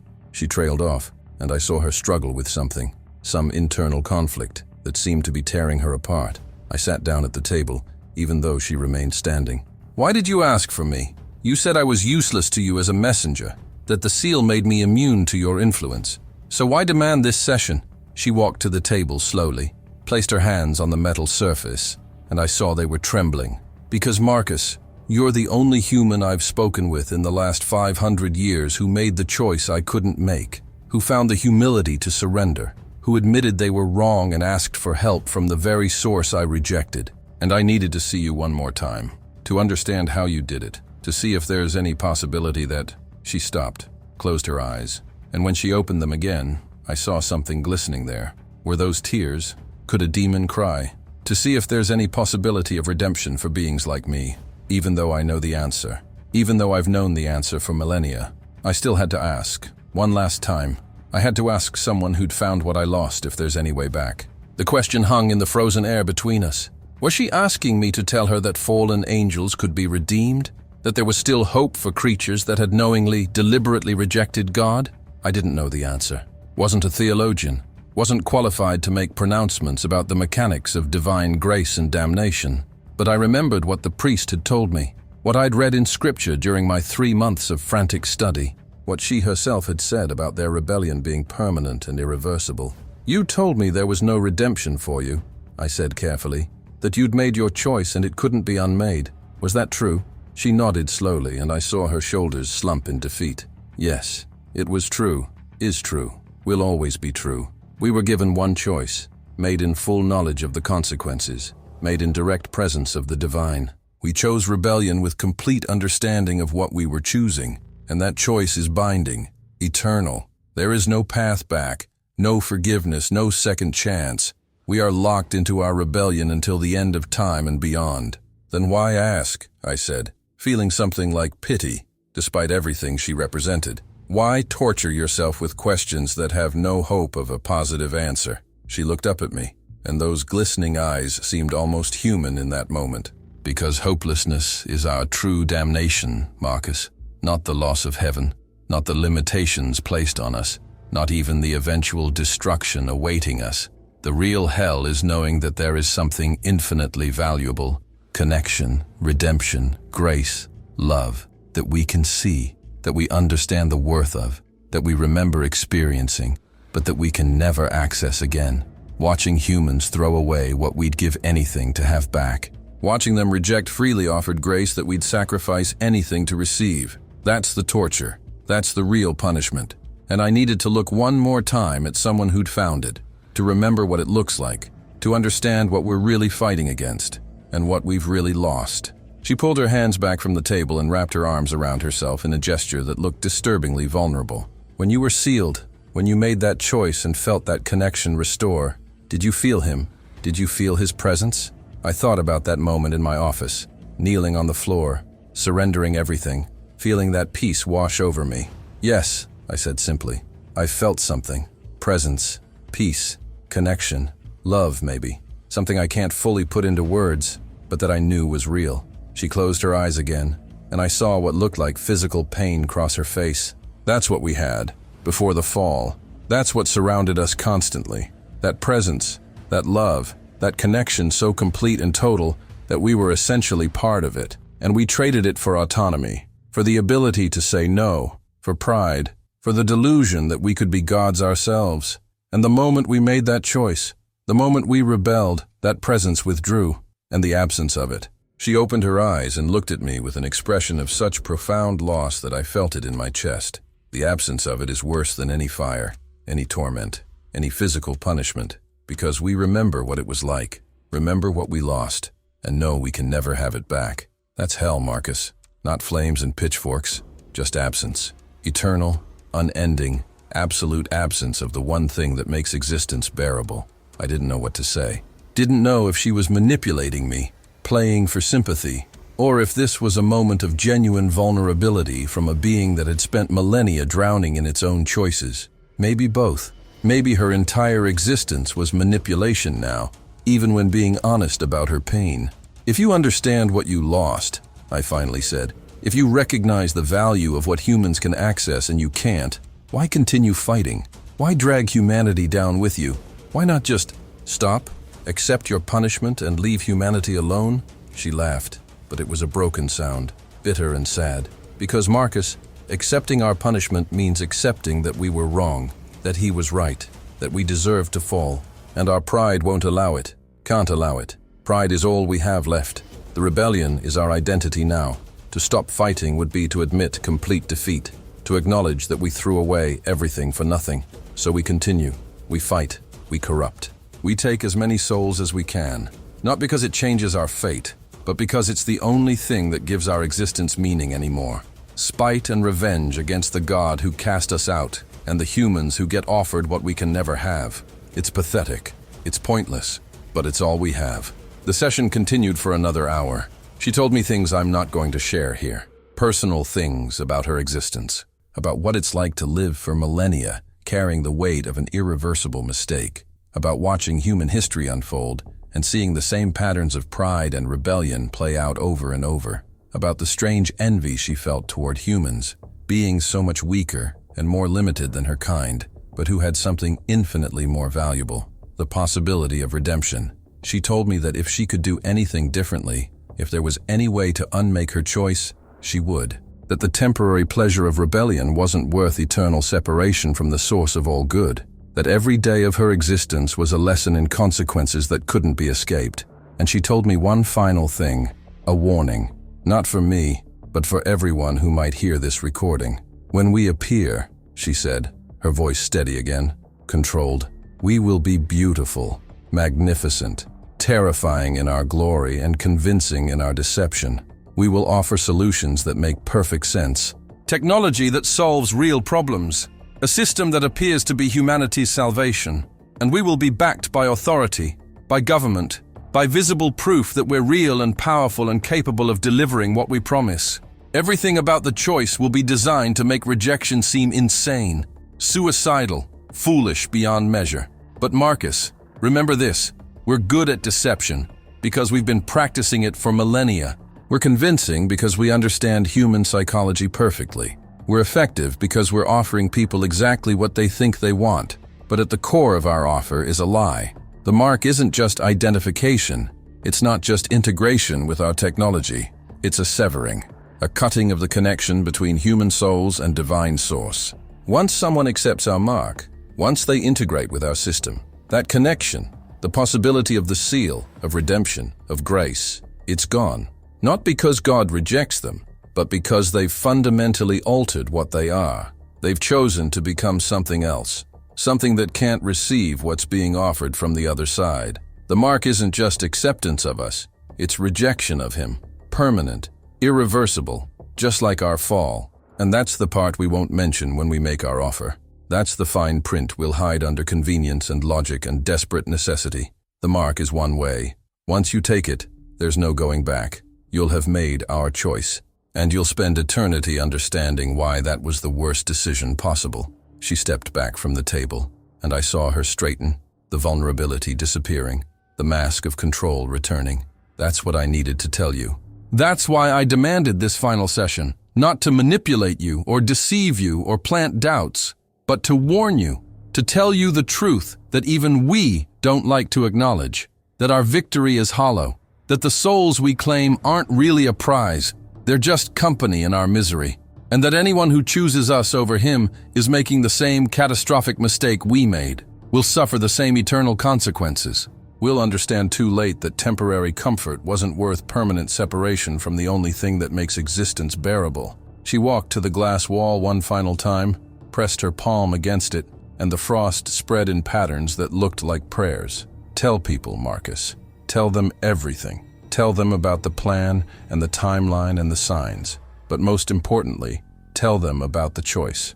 Make them understand that visible salvation isn't salvation at all. That the mark is damnation disguised as deliverance. That faith in the invisible is the only rational response to what's coming, even though everything will make it seem irrational. Tell them while there's still time to choose freely, while the pressure isn't overwhelming, while they can still think clearly and make the decision that will determine their eternity. The session ended with security pulling me out. They told me she'd become agitated again, that they needed to sedate her for transport, that this was absolutely the final interaction. I watched through the observation window as they flooded the cube with some kind of gas, watched her sink to her knees, still staring at me through the glass. And just before she collapsed, I saw her mouth 3 words. I'm not entirely sure, but I think they were. I'm so sorry. Then she was down, unconscious, and they were moving in with restraints and transport equipment. That was 3 months ago. I don't know where they took her. Don't know if she's still being held somewhere or if she's been released back to whatever dimensional space they operate from when they're not manifesting physically. Don't know if I'll ever see her again or if that was truly our final conversation.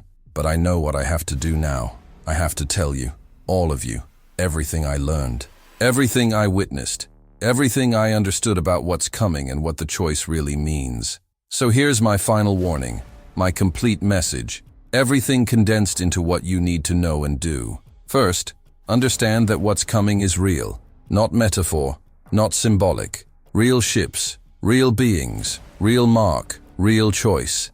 It's been planned for millennia, and it's approaching rapidly. The signs are everywhere if you know how to look.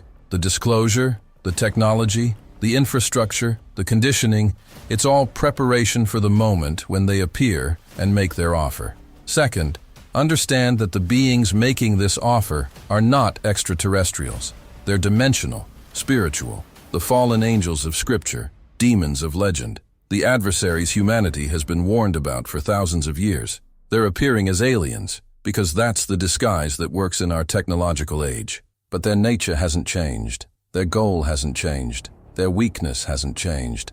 Third, understand that their offer, the mark, the system, the integration, is damnation disguised as salvation. It's not just accepting their help, it's severing your connection to God, permanently, irreversibly. It's choosing their rebellion, and once chosen, there's no going back. The consequences are eternal. Fourth, understand that there is an alternative, a protection they can't break, a seal they can't override, a connection they can't sever.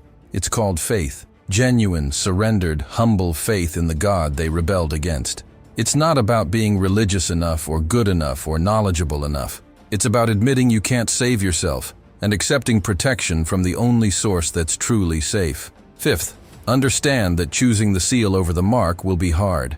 You'll be persecuted, excluded from the economic system, labeled as a threat, made to suffer in ways that visible salvation could prevent. But your soul will be protected, your connection will remain intact, and the temporary suffering of this life won't compare to the eternal consequences of the wrong choice.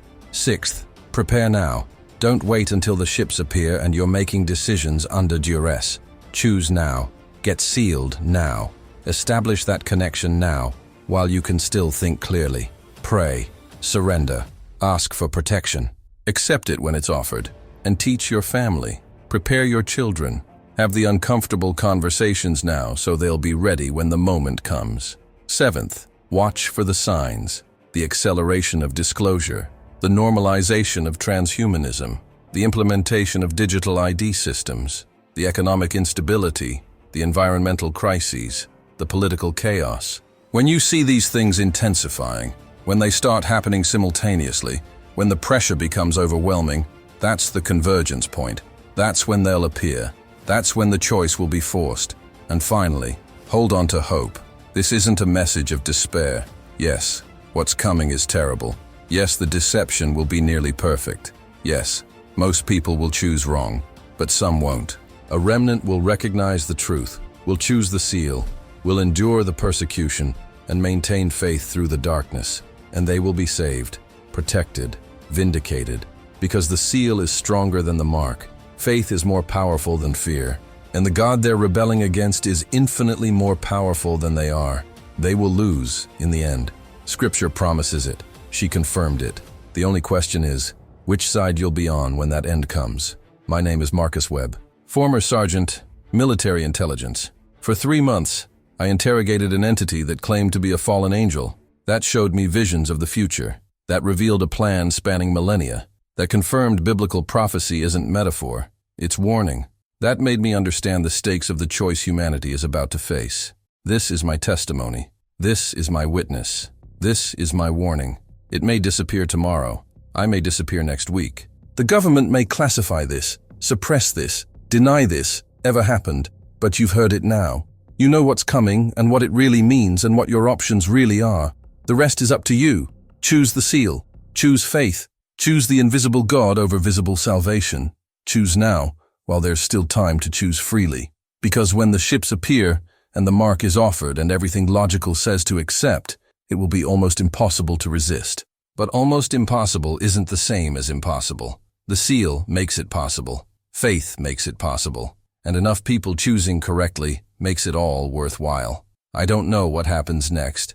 Don't know if I'll be silenced or if this message will reach enough people to matter. Don't know if my family will survive what's coming or if the persecution will be more than we can bear. But I know I made the right choice. I know the seal is real. I know the protection is genuine. And I know that when the moment comes, when I'm standing in the ruins of the old world with ships overhead and enforcement teams at my door and my children asking why we can't just take the mark and be safe, I'll choose faith, choose the seal, choose Him. Because I've seen both sides now. I've met the ones offering visible salvation and felt the presence of the one offering invisible grace. And I know which one is real in the way that matters. Which one offers protection beyond this life. Which one is worth dying for because it's the only thing worth living for. Make your choice. Get sealed. Prepare your family. Watch for the signs. Hold on to faith when everything says to let go. And may God protect us all in what's coming. Because we're going to need Him. More than we've ever needed anything. And He's still there, still offering, still protecting those who choose Him, still stronger than everything arrayed against us. That's my final message. That's what I risked everything to tell you. Now it's your turn. What will you choose when the moment comes? The mark or the seal? Visible salvation or invisible faith? Them or him? Choose wisely. Choose carefully. Choose now. Because the time for choosing freely is running out. And once the ships appear, once the pressure is overwhelming, once the choice is being made under duress, it will be so much harder to choose correctly. Don't wait until then. Choose now, while you still can, while your mind is clear, while faith is still a free choice rather than an act of desperate courage. Choose the seal. Choose life. Choose him. And I'll see you on the other side. Either in this life, as part of the remnant that survives, or in the next, where those who made the right choice will finally understand what they were really fighting for. Either way, we'll have made it. We'll have chosen correctly. And that's all that really matters in the end. God protect you all. And may you have the strength to choose faith when everything visible says to choose fear. This is Marcus Webb, signing off, and praying you make the right choice.